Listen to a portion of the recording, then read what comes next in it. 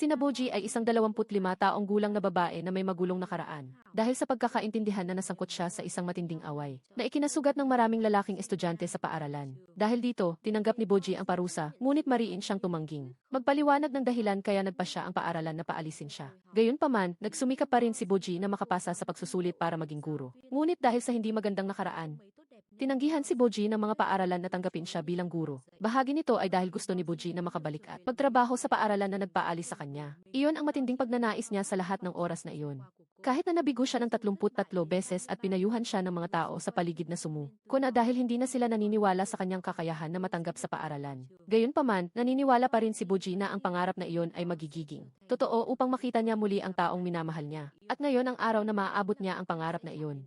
Sa kabilang banda, si Tae-in ay 19 taong gulang ngayong taon. Siya ay isang batang lalaki mula sa isang kilalang mayamang pamilya sa Korea, ngunit napakapasaway kaya ang pamilya niya ay kinailangang magpadala ng bodyguard upang pilitin siyang umuwi mula sa ibang bansa sa kanyang paglipad pabalik sa Korea dahil gusto niyang makatakas mula sa bodyguard sa tabi niya. Palihim na tumawag si Tae-in kay Hyun para humingi ng tulong. Kahit na may maraming bodyguards na sumalubong sa kanya pagdating niya sa Korea, naghanap pa rin si Tae-in ng paraan upang tumakas mula sa kanila. Habang hinahabol, mabilis siyang tumalon sa sasakyan. Akala niya ay si Hyun ang sumundo, ngunit si Gemma pala. Akmang tatalo na sana si Tae-in, ngunit nakita niya na papalapit na ang mga bodyguards kaya hiniling niya na tumakbo ito. Sa sasakyan, nagtanong siya at nalaman niya na si Hyun pala ang nagbunyag nito. Kaya nagreklamo siya na talaga siyang isang traidor at dahil ayaw niyang umuwi, dadalhin siya sa resort ni Gemma.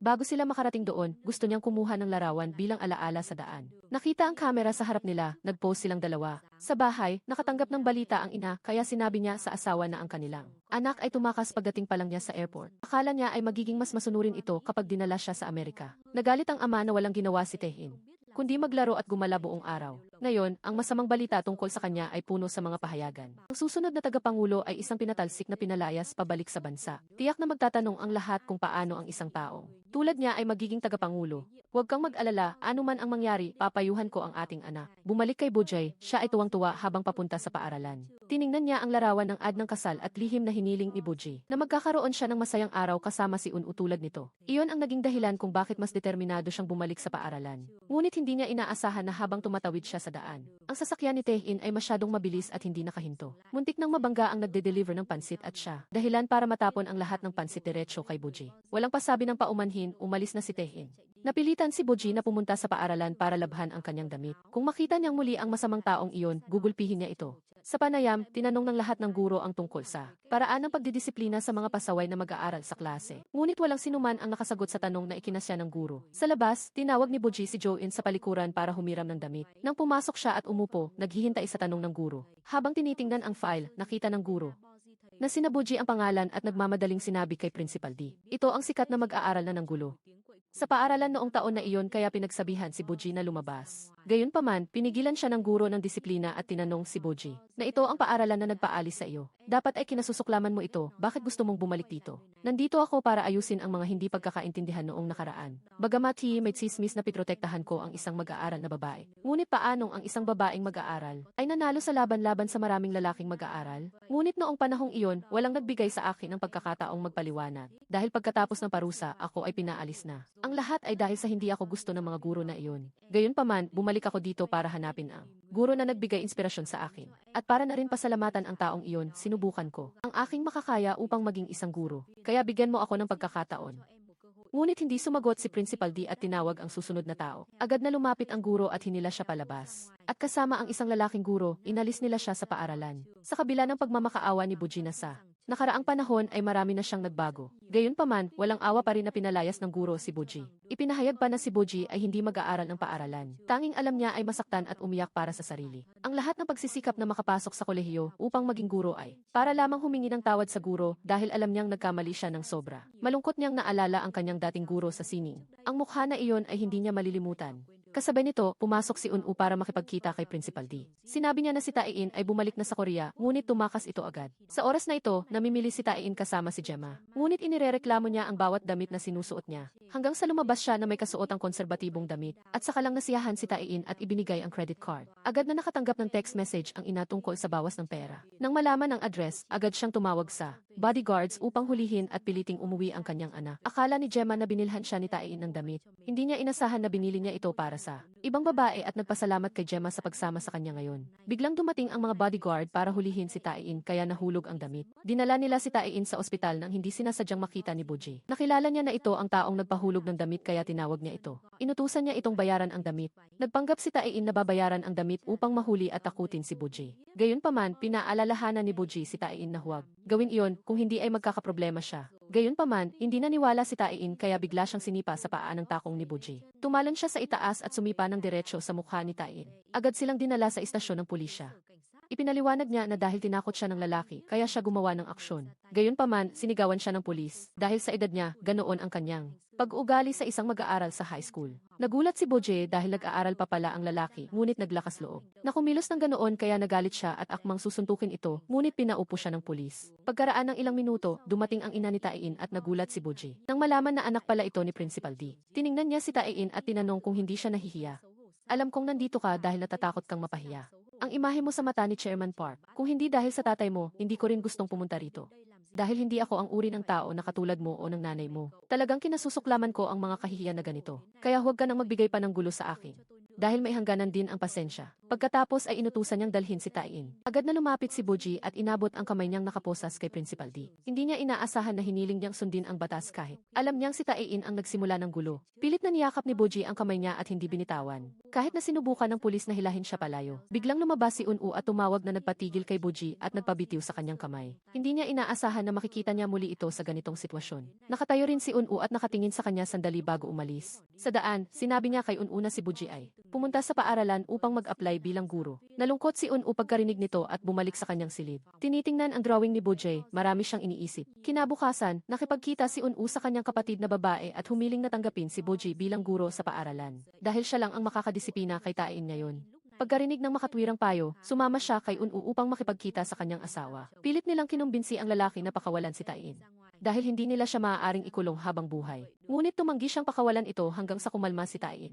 Biglang narinig ang alarm ng sunog. Pumasok ang bodyguard at nagulat na tumakas si Tae-in sa lobby ng ospital. Agad silang pumunta roon kasama ang lahat. Bumabagsak ang tubig sa buong ospital na parang ulan. Samantala, si Tae-in ay tumatalo na parang baliw. Walang pakialam sa sinumang nakatingin sa kanya. Sinasadya niyang galitin ang kanyang ama dahil sa kahihiyan. Dahil dito, napilitan ang ama na sumunod sa plano ng kanyang asawa. Nang panahong iyon, pinalaya si Boji ng kanyang nakababatang kapatid na babae. Sinubukan niyang ipaliwanag na hindi niya kasalanan ang nangyari. Biglang tumawag si Principal G sa telepono at pinapunta siya sa paaralan. Agad siyang nagpunta para makipagkita sa kanya at nagulat nang marinig na pinapapunta siya bukas ni Principal G para magturo. Kasabay nito, may kasama itong isang kondisyon. Kinuha ni Boji ang kontrata ng kondisyon at tiningnan. Pakiramdam niya ay parang batas militar. Sa loob ng isang taon, kung magampanan ni Boji ang kanyang tungkulin ng maayos, tatanggapin siya ng opisyal sa paa. Samantala, dinala ni Un-u si Tae-in upang manirahan sa kanyang art studio. Sa kondisyon na kailangan siyang pumasok sa paaralan. Sumang-ayon si Tae-in, mas gugustuhin niya ito kaysa sa ikulong siya ng kanyang ama sa ospital.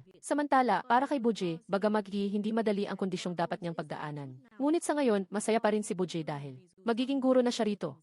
Nagdiwang siya at ang kanyang mga kaibigan sa kasiyahang ito. Dahil sa wakas, pagkatapos ng lahat ng pagsisikap, nagtagumpay si Boji na makabalik sa kanyang dating paaralan. Habang medyo may tama ng alak, nagpasya si Boji na pumunta sa art studio ni Un-u. Tumayo siya sa labas at emosyonal na sinabi sa kanya na sa wakas ay naging guro na siya. Dahil sa loob ng 6 na taon, nag-aral siya ng husto. Umaasang isang araw ay makatayo sa tabi niya. At ngayon, ang pagnanais na iyon ay naging katotohanan. Biglang binuksan ni Tae-in ang pinto at sumigaw dahil hindi niya alam kung sino ang nag-ingay. Pagkakita niya sa lalaki, agad na nakilala ni Boji. Kinaumagahan, bago mag-umaga, pumasok si Principal G sa silid ng kanyang nakababatang kapatid. Nag-aalala siya at hindi nakatulog dahil papasok na si Tae-in sa paaralan ngayon. Hindi niya alam kung anong gulo pa ang gagawin nito. At gusto niyang kumpirmahin muli na kayang disiplinahin ni Boji si Tae-in. Pinayuhan siya ng kapatid na huwag mag-alala, naniniwala siyang magiging maayos ang lahat. Kasabay nito, dumating na si Boji sa paaralan. Ngunit dahil maaga pa, hindi siya makapasok. Napilitan siyang tiisin ang lamig at umupo sa labas naghihintay hanggang umaga. Dahil hindi pa binubuksan ang gate, umakyat si Boji sa bakod. Hindi niya inaasahan na makita ang isang grupo ng mga mag-aaral na nambubugbog ng kaklase. Agad na sumugod si Boji upang iligtas ang isang mag-aaral. Ipinakilala niya ang sarili bilang guro doon. Ngunit hindi sila naniwala at nagpa siyang lumaban hanggang sa huli. Agad na tumalon si Boji at sinipa sila pababa. Samantala, nagalit ang guro dahil paanong ang isang tao laging gumagawa ng gulo tulad ni Buji ay magiging guro. Hanggang sa nalaman niya na ito ang desisyon ni Principal Jay, saka lang siya tumahimik. Para sa iyo, gumawa ka ng matalinong desisyon. Dahil ang isang mag-aaral na delinkwente ay dapat disiplinahin ng isang guro na delinkwente. Samantala, pinaparusahan pa rin ni Buji ang grupo ng mga mag-aaral sa labas. Nang sandaling iyon, ipinakilala ng guro ang bagong guro ng Japanese na si Woo Jo-eun. Nagtataka ang lahat kung nasaan si Buji. Agad na inutusan ng principal na tawagan siya. Nakatanggap si Boji ng tawag at dali-daling tumakbo papunta sa faculty room. Ngunit nakita niya ang maraming mag-aaral na tumatakbo at kumakaway. Akala niya ay para sa kanya kaya kumaway siya pabalik. Hindi niya inasahan na lumitaw si Tae-in at isang grupo ng mga mag-aaral mula sa likuran. Napagtanto niya na sila ay masigla lamang upang salubungin ang lalaki. Hindi inasahan ni Tae-in na ito ang taong nakita niya kagabi. Kahit alam niyang si Boji ay isang guro, hindi siya nagbigay galang. Lumapit siya at sinadyang itulak si Boji pabagsak sa lawa. Habang nakikipaglaro siya, hinawakan ni Tae-in ang kamay niya para pigilan siya. Ngunit bago pa siya maging masaya dahil doon, binitawan niya ang kamay niya na naging dahilan upang mahulog siya sa lawa at mabasa. Masayang kinuha ni Tae-in ang pera mula sa kanyang mga kaibigan. Ibinigay din niya ang pera na kinuha niya kay Boji bago umalis. Napilitan siyang pumunta sa opisina ng principal na basa ang damit. Galit si Principal G at inutusan siyang basahin ang kontrata na siya ay inupahan upang pigilan si Tae-in sa paggawa ng gulo. Ngunit ngayon, ano na? Sa unang araw pa lang, itinulak na siya sa lawa. Pagkatapos ay nagbanta na sa susunod na magdulot ulit ng gulo si Tae-in, siya ay sisantehin. Pagkatapos, bumalik siya sa faculty room. Nakita ni Un-u si Boji na basa kaya hinubad niya ang kanyang damit at aakmang ipapatong ito sa kanya, ngunit tumanggi si Boji. Isang babaeng kasamahan niya ang lumapit at sinamahan si Boji upang magpalit ng damit. Sinadya niyang manatili upang tingnan kung may tattoo sa katawan ni Boji. Nang makita na wala, umalis siya ng bigo.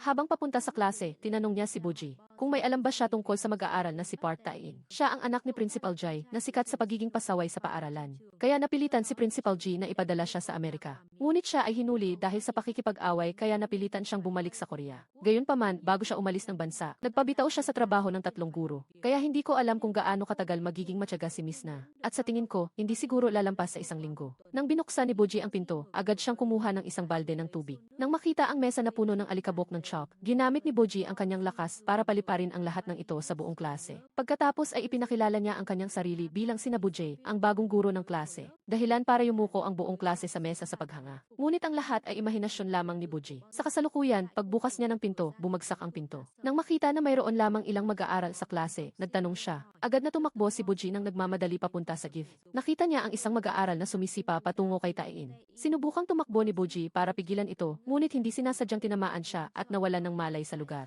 Kasabay nito, sa templo, sinabi ng ina ni Boji sa monghe na natanggap si Boji bilang isang guro. Dapat ba tayong bumaba ng bundok upang batiin siya? Ngunit bawat isa ay may sariling buhay. Dahil si Boji ay iyong anak, naniniwala akong magiging maayos siya. Sa sandaling ito, nagmamadaling tumakbo ang principal at mga guro sa Yevaith at nakita si Boji na nakakulong sa isang balde. Galit na inulit ng principal ang kanyang naunang babala at umalis kaagad. Ang mga kasamahan ay isa-isang nagbitaw ng mapanuyang salita kay Boji at naiwan na lang si Un-u na nakatingin sa kanya ng may pag-unawa. Habang naghihilamos siya, dinalhan siya ni Un-u ng salamin at gamot. Bagamat gusto niya siyang tulungan, natatakot siya sa mga chismis. Kaya ganoon ang ginawa niya. Gayunpaman, ang simpleng kilos na iyon mula sa kanya ay nagpalakas kay Boji. Taos puso siyang binabati ni Un-u sa pagiging guro at anuman ang sabihin ng iba. Naniniwala siya sa kanya. Nangako rin si Boji na magsisikap na maging isang mabuting guro upang makatayo sa tabi niya. At ang mga salitang iyon ay narinig lahat ni Tae-in. Pagkatapos, inatasan si Boji na maglinis ng banyo ng paaralan. Lumapit ang guro at ininsulto siya dahil tumanggi ang kanyang mga mag-aaral na maglinis ng banyo kaya inutusan siyang gawin ito. Ngunit, walang pakialam si Boji. Hindi niya inasahan na habang naglilinis, muli siyang ginawa ng masama ng grupo ng mga babaeng mag-aaral. Sinasadyang ikandado ang pinto mula sa labas para ikulong siya. Hindi lang iyon, binuhusan din siya ng tubig sa ulo at masayang umalis. Labis na nakaramdam ng kawalan ng lakas si Boji. Pagkalabas niya, nakita niya si Tae-in na nagtanong kung gusto niyang maging guro dahil kay Un-u. Sa una, akala ko ay kakaiba kang tao. Hindi ko inaasahan na sumuko ka kaagad. Hindi mo ba gustong subukang labanan ako hanggang sa huli? Siyempre, hindi ako susuko. Sa una, pumunta ako rito dahil kay Un-u. Ngunit, maghintay ka at tingnan dahil sa iyo, magiging isang napakagaling na guro ako. Alam kong nag-iisa ka kaya ka gumagawa ng gulo para makuha ang atensyon ng iba. Ang mga salita ni Boji ay tumama sa kalungkutan na gustong itago ni Tae-in kaya dali-dali siyang umalis. Nang gabing iyon, habang kumakain, sinabi ng anak sa ina ang sitwasyon sa Givet. Upang pigilan ang away, ang bagong guro ay sinaktan ng ganoon. Kasabay nito, binuksan ni Boji ang sobre na ipinadala ni Un-u at tiningnan ang loob. Sinabi niya ang lahat tungkol kay Tae-in kay Boji na simula noong 8 taong gulang si Tae-in Lumipat siya upang manirahan kasama ang kanyang ate pagkatapos mamatay ang kanilang ina. Ngunit, palaging sinisisi ni Tae-in ang kanyang ama sa pagkamatay ng kanyang ina, kaya nagsimula siyang makipag-away at gumawa ng gulo. Siguro, na-miss niya ang kanyang ina dahil gumawa siya ng gulo sa Amerika, marahil. Gusto niyang bumalik sa Korea dahil natatakot siyang ang kanyang ina dito ay mag-isa. Matapos basahin ang lahat ng impormasyon tungkol kay Tae-in, naalala niya ang mga sandali ng pagtatagpo nila. Ang mga mata niyang iyon ay talagang malungkot at maraming tinatago. Kinabukasan, pumasok si Boji sa klase na may ganap na ibang damdamin. Bagamat sa kasalukuyan ay hindi pa siya handa na magturo sa inyo. Una sa lahat bilang isang homeroom teacher, umaasa akong ituring niyo akong si Teacher Gemma. Nagkomento si Gemma na nag-aksaya ng pera ang paaralan sa pagkuha ng isang walang kakayahang guro. Nang marinig ang insulto, binasa ni Boji ang profile ni Gemma. Ipinanganak siya sa Amerika kaya hindi magaling ang kanyang Korean, kaya pinaalalahanan niya si Gemma na huwag magsalita ng masamang salita mula ngayon. Sa oras ng recess, nagbigay si Gemma ng imbitasyon kay Tae-in, sinabing magbubukas ng eksibisyon ang kanyang ina ngayon at gustong makita si Tae-in, ngunit wala siyang pakialam sa ina ni Gemma. Gayunpaman, labis siyang pinapahalagahan ng ina dahil sinabi ni Gemma na magpapakasal na sila. Magkita tayo sa gate ng paaralan. Nang umalis ang grupo ni Gemma, tumakbo si Boji. Nagkunwari siyang malapit kay Tae-in at nag-imbita na makipagkita sa kanya pagkatapos ng klase. Kaya pagkatapos ng klase, tumakbo si Boji at hinila si Tae-in. Bumili rin siya ng ice cream at inalok si Tae-in, nagtanong kung nanirahan ba siya kay Unwoo at kung ano ang paborito pagkain ng guro sa bahay at kung anong uri ng babae ang gusto niya. Ngunit, bumuntong hininga lang si Tae-in at akmang aalis na nang biglang lumingon. At nagtanong kung gusto niyang malaman ang higit patungkol sa kanya. Agad siyang dinala sa isang bar at sinasadyang inalok siya na magpakalasing. Akala ni Boji ay juice lang kaya. Ininom niya ng walang pag-aalinlangan. Biglang may dumating na itim na lalaki at kinawayan si Tae-in. Ngunit niyakap nito si Boji na nagpakabigla sa kanya, kaya hiniling niya kay Tae-in na umakyat sa entablado upang itaboy ito palayo sa kanya. Umakyat si Tae-in at tumugtog ng isang kanta habang abala si Boji sa pakikinig. Sinadya ng lalaki na maglagay ng alak sa baso ng tubig. Sa bahay, alam ni Unwoo na umalis si Boji kasama si Tae-in kaya gusto niyang tawagan siya, ngunit sa huli ay hindi niya ito tinawagan. Sa sandaling ito, dahil sa sobrang kalasingan, nakatulog si Boji sa mesa. Pagkatapos ng kanta, dumating si Tae-in at nakita na tulog na si Boji, kaya hindi natuloy ang plano. Biglang dumating si Gemma na nagdagdag ng inis kay Tae-in. Kinailangan niyang pasanin si Boji papunta sa hotel. Sumunod si Gemma at nagkwento tungkol sa kasal na ikinainis ni Tae-in. Nang inihiga niya si Boji, nag-iwan si Tae-in ng sulat at mabilis na lumabas para makita si Gemma. Nagmakaawa si Gemma na samahan siya upang makita ang kanyang ina dahil sa isang taon. 4 na beses lang umuuwi ang kanyang ina sa Korea, ngunit sumama ito sa kanyang kasintahan kaya gusto niyang sumama siya. Sinisi niya si Tae-in na may oras para sa babaeng iyon, ngunit walang oras para maghapunan. Kasama siya, tiningnan ni Tae-in ang relo niya at humingi ng paumanhin, nagpaliwanag na ngayon ay nag-iisa siyang nakatira. Kung tatawag ang kanyang ama bago mag-alas negatibo, isa set at walang sumagot, magagalit ito. Nang marinig ito ni Gemma, nagtampo at umalis. Si Tae-in ay nagtampo rin at umalis. Pagbalik ni Gemma sa bahay, nang makita niyang napakalamig ni Tae-in sa kanya, pumasok siya sa silid ni Boji na natutulog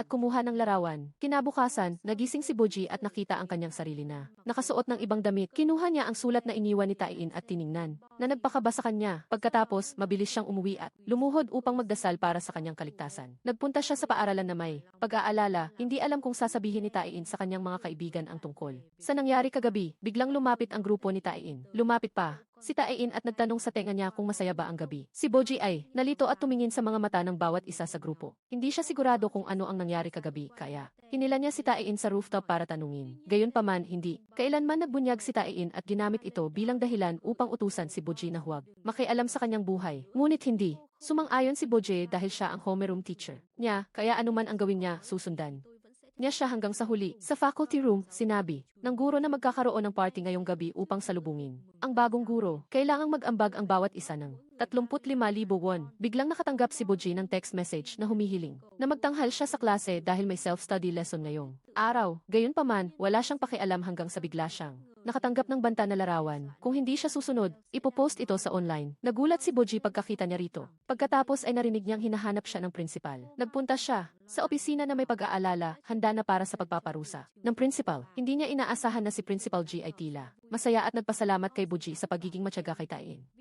Dahil kahapon ang unang araw na umuwi siya bago mag-alas negatibo 1-0, kaya niya kay Boji na magpatuloy at nagbigay ng sobre, nagpasalamat. At pinakiusapan siyang ibigay ito sa guro para ibayad sa party. Ngayong gabi, lumabas si Boji na nakahinga ng maluwag at dali-daling ibinigay ang sobre sa guro.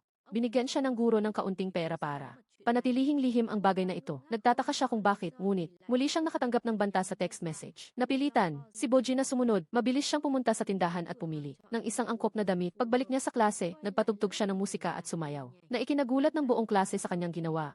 Hindi rin sigurado si Tae-in kung ano ang nangyayari. Sa sandaling ito, binuksan ni Un-u ang pinto at nagtanong, alam niyang may problema si Boji kaya sumama siya sa pagsayaw. Ang kapaligiran sa klase ay lalong naging masigla. Lahat ng mag-aaral ay tuwang-tuwang tumayo at sumayaw kasama siya. Ang bagay na ito ay nagpabigo sa plano ni Gemma na nagpainis sa kanya. Kasabay nito, sa templo sa bundok, ang mga magulang ni Boji ay nagtatanggal ng damo sa hardin. Naramdaman ang sikat ng araw. Sinabi niya kay Trang na papalapit na ang tag-araw. Alam niyang nag-aalala ang kanyang asawa para kay Boji, kaya pinayuhan niya itong huwag mag-alala. Hayaan ang lahat. Hayaan ang budhan na ang magdesisyon. Ano man ang mangyari ngayon ay isa na siyang guro kaya mabilis siyang magiging mahusay sa kanyang kakayahan. Kinabukasan, habang nag-aalmusal, tinanong ng ama ang sitwasyon ni Tae-in sa paaralan. Sinabi ng kapatid na hindi nakikipag-away ang kanyang kuya at naglalaro lang ng basketball. Pinuri naman ng asawa si Boji sa pananatiling nakasunod kay Tae-in. Pinayuhan naman siya ng asawa na dapat niyang bigyang pansin din si Tae-in dahil hindi niya ito maaaring ipaubaya lahat sa guro. Samantala, kinuwestiyon ni Un-u si Tae-in tungkol sa nangyari kahapon kung siya ba ang nagplano. Kung totoo iyon, bakit tuwing may problema siya sa guro na ito ay nagpapakita siya? Kaya huwag na siyang gumawa pa ng ganoon. Maaaring hindi ito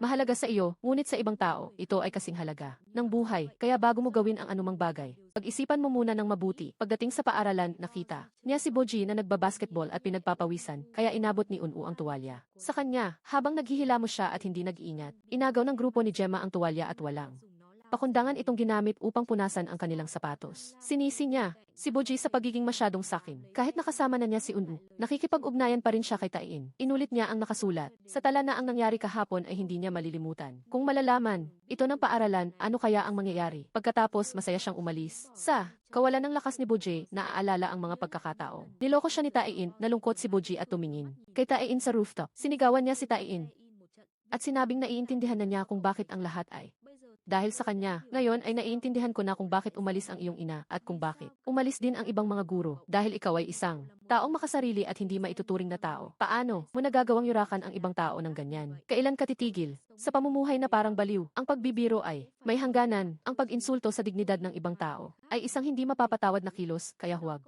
mong i-post ang mga larawang iyon online. Pagkasabi nito, pumasok siya sa banyo at umiyak ng humihikbi. Naghinala naman si Tae-in na si Gemma ang nagplano ng lahat kaya agad siyang nagmotorsiklo papunta sa bahay ni Gemma, ngunit sa daan, ang mga salita ni Boji ay patuloy na umalingaw sa kanyang isip. Pumasok siya, inagaw ang telepono, tiningnan ito at inutusan si Gemma na burahin ang lahat dahil kung gagawin niya iyon, siya ang magdurusa. Nang umalis siya, inagaw ni Gemma ang telepono. Nag-agawan silang dalawa na naging dahilan upang mahulog ito sa tangke. Sa galit, ipinost ni Gemma ang lahat ng mga larawan online nang hindi iniisip ang kahihinatnan. Samantala, si Boji ay nalulungkot sa party para sa bagong guro dahil pakiramdam niya ay napakabigat ng kanyang mga salita. Kay Tae-in, nang makita ni Un-u si Boji na patuloy na malungkot, habang abala ang lahat sa pagkanta, nag-text siya upang yayain siyang tumakas. Pumunta silang dalawa sa amusement park at sumali sa mga thrill rides. Nangako pa si Un-u na gagawin niya ang anumang bagay na gusto niya. Humingi si Boji na bilhan siya ng cotton candy. Habang kumakain sila ng candy, nagtanong si Un-u. Sinabi ni Boji na sa sobrang galit,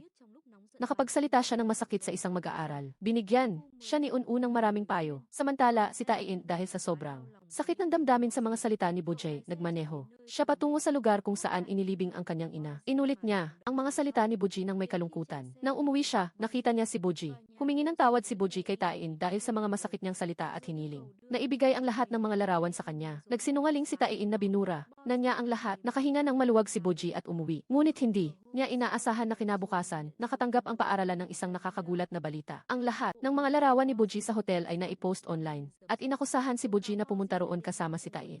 Nagalit si Boji at pumunta sa klase para hanapin si Tae-in, ngunit hindi niya ito nakita, kaya pumunta siya sa pizza place para suntukin si Tae-in. Nagtanong siya kung bakit siya sinasaktan. Kasabay nito, tinawag si Boji para makipagkita sa prinsipal. Yumuko siya, inamin ang kanyang pagkakamali at humingi ng pagbibitiw. Tahimik siyang umalis sa paaralan na may kalungkutan dahil marahil hindi ito ang lugar para sa kanya. Kaya kimula ngayon isasara na niya ang kanyang puso sa kaawa-awang pag-ibig na ito upang magkaroon ng kapayapaan. Pumunta si Boji sa templo sa bundok kung saan nagpapalipas ng oras ang kanyang mga magulang. Si Tae naman ay pumunta sa silid ni Gemma at galit na sinira ang lahat. Babalik siya sa kanya. Galit siyang iwinaksi ang kamay ni Gemma. Binalaan na kita, hindi ba? Para lang sa personal Na layunin, handa kang sirain ang buhay ng ibang tao. Galit ako sa mga taong katulad mo. Hindi ba gusto mo siyang? Pinaalis ako sa paaralan. Napabuntong hininga na lang si Tain. Hinihila si Gemma para kausapin ang prinsipal at magpaliwanag, ngunit ayaw niyang pumunta. Nakita niya si Yunho at sinabi, ang katotohanan na wala siyang ginawa. At gusto niya lang takutin ang guro. Gayunpaman, tinago ni Tain ang pangalan ng taong kumuha ng litrato at nagpost nito online. Kinabukasan, pumunta sa klase ang homeroom teacher at nagbalita na hindi na babalik ang kanilang homeroom teacher. Labis ang tuwa ni Gemma samantalang umalis ng bigo si Tain. Sa klase, kinuha niya ang address at nagpunta sa bahay ng guro. Nakita niya ang kapatid nito at sinabing umakyat na ito sa bundok at nagpasyang gawin ang ginawa ng guro. Nang marinig ito, nagmamadaling umakyat si Tain sa bundok para hanapin si Bori. Habang pabalik, patuloy na humihingi ng tawad si Tain. Ngunit lalo lang nitong sinaktan si Bori. Nagtaka siya kung bakit hindi siya gusto ng lalaki gayong gusto niya ito. At labis niya itong naiintindihan mula nang buhusan siya nito ng noodles. Dinala siya sa hotel. Tinakot siyang tumalon sa harap ng mga estudyante. At sa huli ay naging dahilan ang pagkatanggal niya sa trabaho. Kahit alam niyang mali ang pagkakaintindi ng guro sa kanya, hindi nagbigay ng anumang paliwanag si Tain. Tahimik lang siyang sumunod sa guro.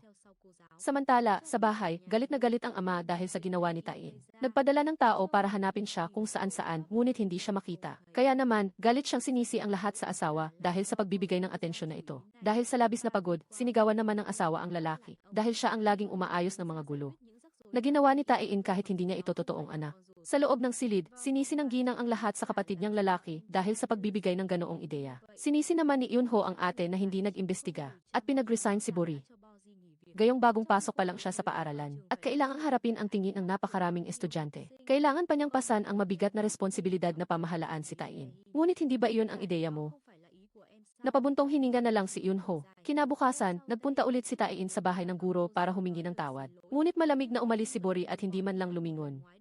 Kahit patuloy na sumisigaw si Tain sa likod at umaamin ng pagkakamali. Dahil alam niyang hindi pa rin siya pinatatawad ng guro. Nagpa siyang magmaneho pa uwi si Tain. Kahit takot na takot siya dahil alam niyang walang awang parurusahan siya ng kanyang ama. Ngunit para sa guro, para sa mga sakit na dinanas niya. Sa buong panahong iyon, tinanggap ni Tain ang lahat at nagpunta para harapin ang kanyang ama. Pagkakita sa ama, lumuhod siya at nanginginig na nangakong susundin ang kanyang ama. Ngunit hindi naniwala ang ama sa pangako ni Tain. Kaya sumumpa siya sa kabaong ng kanyang ina na hinding-hindi na siya magdudulot ng gulo. Basta bihi payagan lang ng ama at inainahan si teacher na Bori na bumalik sa paaralan. Kahit anong gawin mong pagkulong sa akin, tatay. Basta sa ika-negatibo 20, palayain mo ako. Galit na tinawag niya si Tain at pinapasok. Sinubukan siyang pigilan ng inainahan dahil alam niyang mabubugbog siya doon. Gayunpaman, sumunod pa rin si Tain sa ama. Pagkatapos bugbugin si Tain, inamin niya na ang ina ni Tain ay namatay dahil sa kanya. Iginiit na sinuman ang humarang sa landas ko, maging ikaw o ang nanay mo, hindi ko kailangan. Alam kong napakamalas mo dahil ikaw ang anak ko, ngunit isipin mo na lang nakapalaran mo iyon kaya huwag ka nang kumontra sa akin. Sa panahong ito, manatili ka lang sa ospital at huwag kang gumawa ng gulo. Umalis siya habang hindi na makayanan ni Tain kaya siya nahimatay. Ginagamot siya sa ospital. Sinabi ng kapatid kay Yunho na kusang bumalik si Tain para tanggapin ang parusa sa kondisyon na papayagan si Bori na bumalik sa paaralan. Ngunit nagtataka siya kung anong araw ang ika-negatibo 20. Sinabi ni Yunho na iyon ang anibersaryo ng kamatayan ng ina ni Tain. Samantala, nalaman ni Bori na ilang araw nang hindi pumapasok si Tain. Kaya dali-dali siyang pumunta sa bahay ni Tain para magtanong. Habang naghihintay kay Tain, bumalik si Yunho para kunin ang gamit. Nag-alala si Bori dahil narinig niyang ilang araw nang hindi pumapasok si Tain. Galit na pinagalitan ni Yunho si Bori dahil sa pagiging guro na walang responsibilidad. Kung natanggal ka, dapat sinubukan mong lumaban, bakit ka basta na lang umalis? Kahit isang buwan lang kitang tinuruan. Hanggang ngayon, hindi pa rin kita malimutan. Sa loob ng 6 na taon na iyon, lagi kong inaasam na makabalik ka sa paaralan. Alam mo ba kung gaano ako kasaya nang una kitang makita sa istasyon ng pulis? Pagkatapos sabihin iyon, mabilis siyang sumakay sa kotse at umalis. Kinabukasan, narinig ni Gemma na binugbog si Tain ng ama niya hanggang sa nawalan ng malay. Nag-alala siyang tumakbo sa prinsipal at lumuhod para magmakaawa na patawarin siya. Inamin niyang siya ang may kasalanan sa lahat. Dahil simula nang bumalik si Tain, hindi na siya pinansin. At palaging nakadikit lang sa guro. Pagkarinig noon, pinayuhan ng prinsipal si Gemma na huwag nang umiyak dahil naayos na ang lahat. Nang mga sandaling iyon, nakatanggap siya ng text message mula kay Tain. Agad na tumakbo si Gemma at niyakap si Tain, humihingi ng tawad. Sinubukan ni Tain na itulak palayo si Gemma at humingi ng tulong sa kanya para sa isang bagay. Pagkatapos ay nagkunwari siyang sumigaw habang hawak ang tiyan, sumunod din si Gemma. Pagkatapos nito, sinubukan niyang tumakbo ng mabilis. Tumakbo rin si Gemma para habulin siya, ngunit nawala ang bakas nito pagkatapos ng ilang sandali. Nagpunta si Tain para makipagkita kay Eugene na naghihintay na. Ibinigay ang damit na pamalit at ang mga bagay na kailangan para sa seremonya ng alaala. Ngunit Ngunit nang handa na silang umalis, dumating ang grupo ni Sang Tae at sa pilitang isinakay sila sa sasakyan. Pagdating ni Gemma, nakita niya iyon at sumakay agad sa taxi para humabol. Kasabay nito, tinawagan niya ang guro. Agad na tinawag ni Boris yung bae para tipunin ang grupo. Samantala, dahil sikat na sikat si Taein, inalok siya ng gang leader na sumali sa grupo nila. Kung papayag siya, magdiriwang sila dito. Ngunit kung hindi, masasaktan siya. Nagpa siyang magpabugbog si Taein sa halip na sundin sila. Agad silang sumugod at walang tigil na binugbog ang dalawa. Sa sandaling iyon, ang grupo ng 5 prinsesa na pinamumunuan ni Bori ay dumating at humiling na huminto sila. Agad silang lumingon at umatake.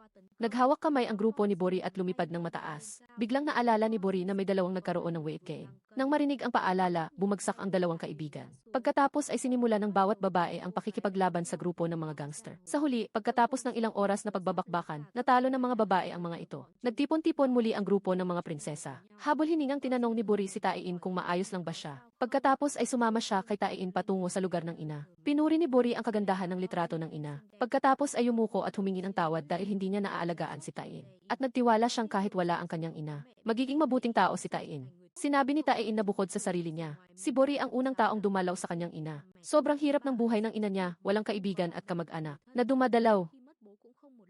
Nangako si Bori na dadalaw siya ng madalas at magsasama pa ng kaibigan. Kaya hindi na mag-iisa ang ina niya. Kinabukasan, masayang bumalik sa paaralan si Bori. Nagkita sila ng prinsipal at sinabi niyang pananatilihin pa rin ang kontrata. Masayang yumuko si Bori at nagpasalamat. Pagkatapos, sa klase, nakita niya ang mga pagbati ng mga estudyante para sa guro na nakasulat sa pisara. Nalabis na nagpaiyak kay Bori. Nang nakaalis na ang lahat ng estudyante at si Bori na lang ang natira, dumating si Eunho at inulit ang nangyari noon. Na laging nakatayo si Bori sa labas ng pinto bilang parusa. Pagkatapos, hinatid siya pa uwi. Kasabay nito, nagpunta si Taein sa ina niya dahil gusto niyang humingi ng pahintulot. Naibigay ang hikaw ng ina sa guro. Naghintay siya sa labas ng bahay ni Bori. Hindi sinasadyang nakita niya si Eunho na naghatid kay Bori at hinahalikan pa ang noo nito. Kaya nainis siya, itinapon ang hikaw at nagmaneho palayo. Kinabukasan, sa paaralan, may dalawang lalaking dumating para hanapin si Eugene. Samantala, natanggap ni Bori ang kanyang employee kaya masaya niya itong ipinagmalaki kay Eunho. Dahil dito, inanyayahan siya ni Eunho na kumain sa gabing iyon para magdiwang. Pagkatapos ng klase, habang hinahatid siya, nakita niya si Taein. Agad siyang yumuko para hindi siya mapansin. Gayunpaman, nakita na siya ni Taein kaya sinadya niyang lumapit at nagkunwaring humingi ng pera kay Eunho para makakain. Tapos, nagulat siya nang makita si Bori sa loob din ng kotse. Inabot ni Eunho ang pera kay Taein ngunit hindi niya ito tinanggap. Nais niyang gamitin ng guro ang perang iyon para ilibre si Bori. Pinaalalahanan ni Bori ang dalawa na bumalik sa paaralan pagkatapos kumain para mag-aral. Ngunit nang makalabas sila sa gate ng paaralan, nagpaalam na sila sa isag-iisa. Sinakay si Eugene ng dalawang lalaki sa kotse. Nakita ito ni Taein at sinugod sila, humihingi na pakawalan si Eugene. Nang makita ito, nagkunwari si Eugene na kilala niya sila at huwag mag-alala. Sinabi ng mga lalaki na may problema sila sa pera ni Eugene kaya huwag siyang makialam. Pagkatapos ay sumakay sila sa kotse at umalis. Agad na tinawagan ni Taein ang guro ngunit dahil kumakain sila ni Eunho, binaba niya ang tawag. Ayaw ni Eunho na maabala si Bori. Kaya kinuha niya ang telepono nito at pinatay dahil hindi niya makontak ang guro. Nagpunta si Taein sa istasyon ng pulisya para i-report na dinukot ang kanyang kaibigan. Ngunit ayaw nilang makialam sa mga bagay na may kinalaman sa pera. Kaya tinawagan ni Taein si Eunho at hiniling na ibigay ang telepono kay Bori. Sinisi niya si Bori dahil abala sa pakikipag-date at hindi man lang sumasagot sa tawag habang dinukot si Eugene. Ngayon ay hindi niya alam kung saan siya binugbog. Sa sandaling ito, dinala ng mga lalaki si Eugene sa ospital. Nahiya si Eugene nang makita ang pamangkin na naglalaro sa loob. Ipinaalala ng mga lalaki ang utang na hiniram ng ama ni Eugene para iligtas ang pamangkin. Kaya hiniling nila sa kanyang pumirma sa kontrata ng pagbebenta ng sarili. Samantala, nagpunta si Taein at Bori sa bahay at kumatok ngunit walang tao. Pinapaalalahanan ni Bori si Taein na bumalik sa paaralan at siya na ang hahanap. Nang marinig iyon, nagalit si Taein kay Bori. Tinanong si Bori kung alam niya kung gaano kahirap ang buhay ni Eugene. Alam ko, 2 taon na ang nakakaraan, namatay ang mga magulang niya sa isang aksidente. At siya ang pinakamatalik kong kaibigan. Sinisi ni Taein ang guro dahil abala sa pakikipag-date kay Teacher G at walang pakialam sa mga estudyante. Samantalang araw-araw siyang nagtatrabaho kaya laging nakakatulog sa klase. Ngunit guro lang ako, hindi ako ang magulang niya. Iyan ba ang dahilan kung bakit nagkunwari kang walang alam nang malaman mong nasa panganib si Eugene? Sabi niya, hinawakan niya ang kamay ni Bori at hinila papunta sa ospital para makita si Eugene. Nang marinig ang kanilang pag-uusap, nagtatakang nagtanong si Bori kung may anak ba si Eugene. Nalaman niyang ang bata ay anak ng namatay na kapatid ni Eugene. Ngunit ang bata ay naniniwala na si Eugene ang kanyang ama. Biglang bumukas ang pinto at pumasok ang 2 lalaki. Nakilala ni Taein ang kidnapper ni Eugene kaya sinugod niya at sinuntok. Sinubukan ni Bori na awatin sila noong una ngunit nang malaman ang katotohanan, sinugod niya at walang tigil na sinuntok. Hiniling niya na sabihin kung nasaan na si Eugene. Ngunit patuloy nilang idininepensa na hindi nila alam at nagpaliwanag na pinuntahan lang nila siya para maningil ng utang. Tinanong ni Bori kung magkano ang utang ni Eugene. Nalaman niyang humigit kumulang 3 milyong won kasama na ang interes. Dahil dito, napagod si Bori at bumalik sa faculty office. Nang sandaling iyon, tinawag siya ng principal. Hiniling na huwag papasukin si Eugene sa klase dahil sangkot ito sa mga nagpapautang na may mataas na interes. Sinubukan ni Bori na magpaliwanag ngunit binaliwala siya. Malungkot siyang bumalik sa ospital. Narinig niya ang kwento ni Tae-in tungkol sa kabutihan ni Eugene sa pag-aalaga. Kay Shinai na parang sarili niyang anak nang hindi iniisip ang sarili. Pag-uwi, sinubukan ni Bori na mangutang sa kapatid ngunit tumanggi ito. Nang gabing iyon, uminom ng alak si Teacher Cha at si Teacher Kang. Nang malasing, inalalayan nila ang isa pa uwi at nakasalubong. Ang isang grupo ng mga kabataan na naghahatak ng isang lalaki. Nakilala ni Eugene na mga guro sila sa paaralan kaya tumakbo siya para pigilan sila ngunit binugbog siya. Gayunpaman, kahit lasing, nakilala pa rin ni Teacher Cha si Eugene. Kaya nang makita niya si Bori kinabukasan, sinabi niya dito ang nangyari kay Eugene. Nang gabing iyon, nagpunta si Bori sa lumang eskinita. Nakita niya ang isang grupo ng mga kabataan na nagnanakaw ng pitaka ng isang lalaki. Nang makilala niya si Eugene sa grupo, tinawag niya ito. Tumakbo silang lahat at si Eugene na lang ang naiwan. Pinayuhan niya itong bumalik at tutulungan siya ng lahat. Dahil kapag nakapili ka na ng maling landas, mahirap na itong balikan. Huwag mong sirain ang buhay mo dahil lang sa pera. Ngunit wala nang daan pabalik si Eugene. Dahil pumirma na siya sa kontrata ng pagbebenta ng sarili. Kaya umalis na siya, iyon na lang ang paraan para matulungan siya ngayon. Bago umalis, inabutan pa ni Eugene si Bori ng kaunting pera para pamasahe. At hiniling na itago niya ang sikreto na ito. Dahil kung malaman, mapapaalis siya sa paaralan. Sabi niya, tumakbo siyang umiiyak. Tiningnan ni Bori ang pera sa kamay niya na maihiya. Kaya tinawagan niya si Eun-ho para sunduin siya. Pagkatanggap ng tawag, mabilis na nagpunta si Eun-ho para makita si Bori. Umiyak si Bori at sinabing hindi niya alam kung saan kukuha ng pera para tulungan. Si Eugene gayong hindi pa niya natatanggap ang una niyang sweldo. Nakikita niya ang kanyang estudyante na pumapasok sa masamang landas ngunit wala siyang magawa. Nang makita si Bori na labis na nasasaktan, umupo lang siya sa tabi niya para magbigay ng aliw. Kinabukasan, pumasok din sa klase si Eugene gaya ng dati. Pagkaalis ng guro, agad na sinugod ni Tae-in at sinuntok. Sinisi siya ni Tae-in kung ano ang tingin niya sa sarili niya at sinubukan pa niyang itago ang ganoong problema. Ngunit dahil alam niya kung anong klaseng tao ang ama ni Tae-in, paano siya maglalakas loob na mangutang ng pera? At si Shinai, anong plano mo? Hayaan mo na lang bang umalis ang bata? Iyan ang dahilan kung bakit nagtatrabaho ako gabi araw, hindi ako. Nagpapahinga, ngunit kulang pa rin ang pambayad sa gamot. Ngayon, wala na akong ibang pagpipilian kundi ibenta ang lahat. Nang nasa akin, bahala na kung anong mangyari. Naantig ang lahat ng kaibigan sa kalagayan ni Eugene. Sa labas, nakatanggap ng tawag si Bori mula kayong bae kaya bumalik siya sa klase. Nang makita ang hindi magandang kapaligiran, nagpaalam si Bori at umalis. Sumunod ang buong klase sa guro para harapin ang mga nagpapautang. Malakas na binasa ni Bori ang batas na maaaring talikuran ng mga anak ang karapatan sa mana. Kaya walang dahilan para magbayad si Eugene ng utang na hiniram ng kanyang mga magulang. Pagkatapos ay inutusan niya ang mga estudyante na atakihin sila dahil sa kasong pagpapautang na may mataas na interes. At sinunog ang lahat ng debt papers doon. Kinabukasan, pumunta si Bori sa klase at nakita niya si Gemma lang kaya nagtanong siya. Sinabi ni Gemma na dahil kailangan ni Eugene ng pera, nagpasya ang lahat na magbenta ng sarili para pasayahin ang mayayamang ginang. Pagkarinig noon, mabilis na umalis si Bori. Sa bar, umakyat sa entablado si yung bae at nagbigay ng talumpati. Pagkatapos ay isa-isang nagpakilala ang bawat isa sa mga ginang. Sa labas, tumakbo si Bori nang nagmamadali. Pumasok siya ngunit wala siyang nakita. Sinabi ni Gemma na dahil kailangan ni Eugene ng pera. Inanyayahan niya sila na mag-perform sa fashion show ng kanyang ina. Nakahinga ng maluwag si Bori pagkarinig noon. Sa sandaling iyon, isa-isang lumabas ang mga estudyante sa entablado para mag-perform. Nakaupo si Bori sa ibaba at labis na masaya dahil napakaganda ng lahat ng kanyang mga estudyante. Sa pagtatapos ng show, may inabot si Tae-in na tumpok ng sobre sa guro. Iyon ang bayad sa pag-perform ng lahat ngayon. Biglang nakatanggap ng tawag si Tae-in na lumala ang kalagayan ni Shinai. Dinala ang bata sa intensive care unit.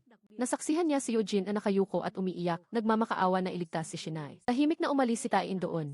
Tumayo siya sa harap ng pinto ng ama niya, ngunit hindi siya naglakas loob na pumasok. Bakit? Mag-isa na pumasok si Bori at nagpakilala bilang guro ni Tae-in. Nagmakaawa siya sa ama na tulungan ang kapatid ng isang estudyante sa klase niya na maoperahan. Agad na sumugod si Tae-in at hinila siya, sinabing wala itong silbi. Ngunit nagpatuloy si Bori sa pagsasabi ng kalagayan ni Eugene. At inabot ang isang tumpok ng sobre at sinabing kung hindi ito sapat, tiyak na magbabayad siya sa huli. Pakiusap, ituring niyo na lang ito bilang pagtulong para kay Tae-in. Mahinang bumulong si Tae-in sa guro na walang pakialam sa kanya ang ama niya. Pagkarinig noon, sumagot agad ang ama at nagtanong kung bakit niya naisip iyon. Binalaan si Tae-in na huwag magsalita ng ganoon. Pagkatapos ay sinabihan si Bori na pumunta sa ilang charity organizations, tutulungan siya ng mga ito. At siya na ang bahala sa operasyon. Yumuko at lumabas ang dalawa at biglang bumagsak ang lahat. Ngunit hindi nagalit ang ama, na naging dahilan para maramdaman ni Tae-in sa unang pagkakataon na napakabuti ng habang naghihintay ang tatlo sa labas para sa operasyon ni Shinai. Napagtanto ni Tae-in na gaano man ka-successful ang isang lalaki o gaano man siya kalakas, pag uwi nila ay isa silang ama. Nagagawin ang lahat para sa kanilang anak.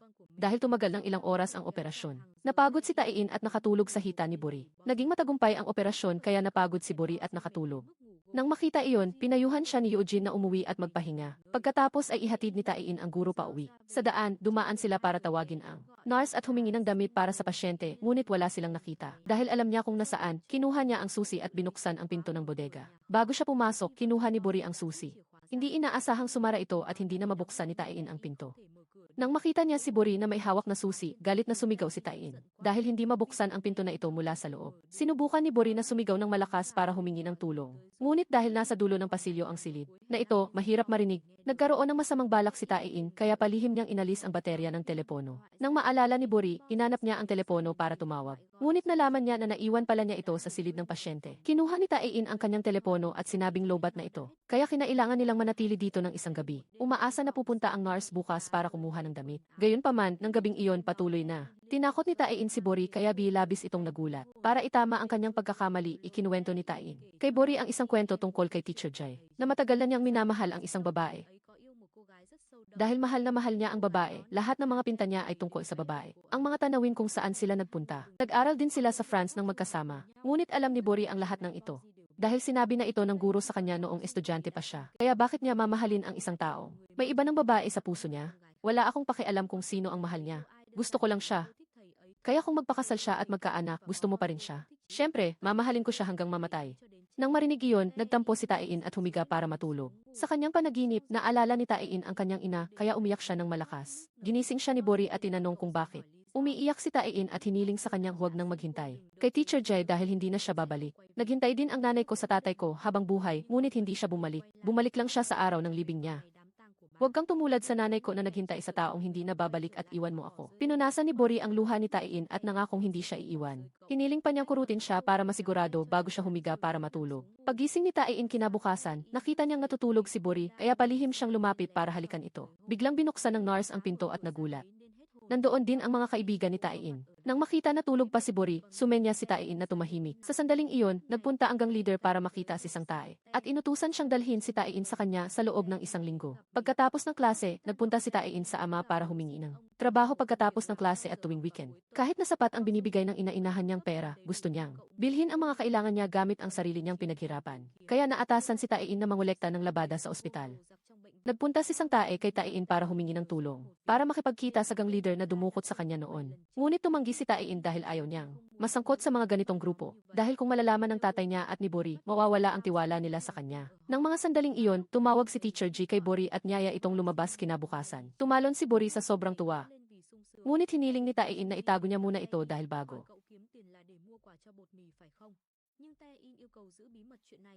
Mamatay ang nanay niya, matagal siyang nakasuot ng damit ng pasyente. Kaya siguro sawa na ang nanay niya sa mga damit na iyon. Kaya gusto niyang iba ang maging unang regalo niya sa girlfriend niya. Nagtatakang nagtanong si Eugene kung girlfriend niya ba si Buri. Kapag binigyan ko siya ng regalo, magtatapat ako. At ang pag-iisip na iyon ang naging motibasyon ni Taiin para magsikap. Ngunit ang hindi inaasahan ay kinabukasan. Lumabas si Teacher G at nakipag-date kay Buri. Dahil sa hindi magandang pananalita, napaiyak niya si Buri at tumakbo ito palayo. Samantala, masayang natanggap ni Taiin ang kanyang sweldo. Kaya mabilis siyang bumili ng damit. Pag-uwi, narinig ni Buri ang regalo ni Taiin. At hiniling na suotin niya ito bukas dahil may gusto siyang sabihin. Gayunpaman, dahil hindi siya masaya, wala siyang pakialam. Kinabukasan, masayang nagpunta si Taiin sa paaralan at nakita ulit si Sang Tae na nagmamakaawa. Nangako siyang sa susunod na lang dahil abala siya ngayon. Tumitingin siya sa faculty office para hanapin si Buri. Lumapit si Buri at nagtanong ngunit nang makita niyang hindi. Suot ni Buri ang regalo niya, nadismaya si Taiin. Nagpasalamat si Buri sa regalo ngunit ayaw niya itong tanggapin. Dahil hindi naman Teacher's Day kahapon. Malungkot na niyaya ni Taiin si Buri na magkita pagkatapos ng klase. Pagkaalis ni Buri, dumating si Teacher Jai.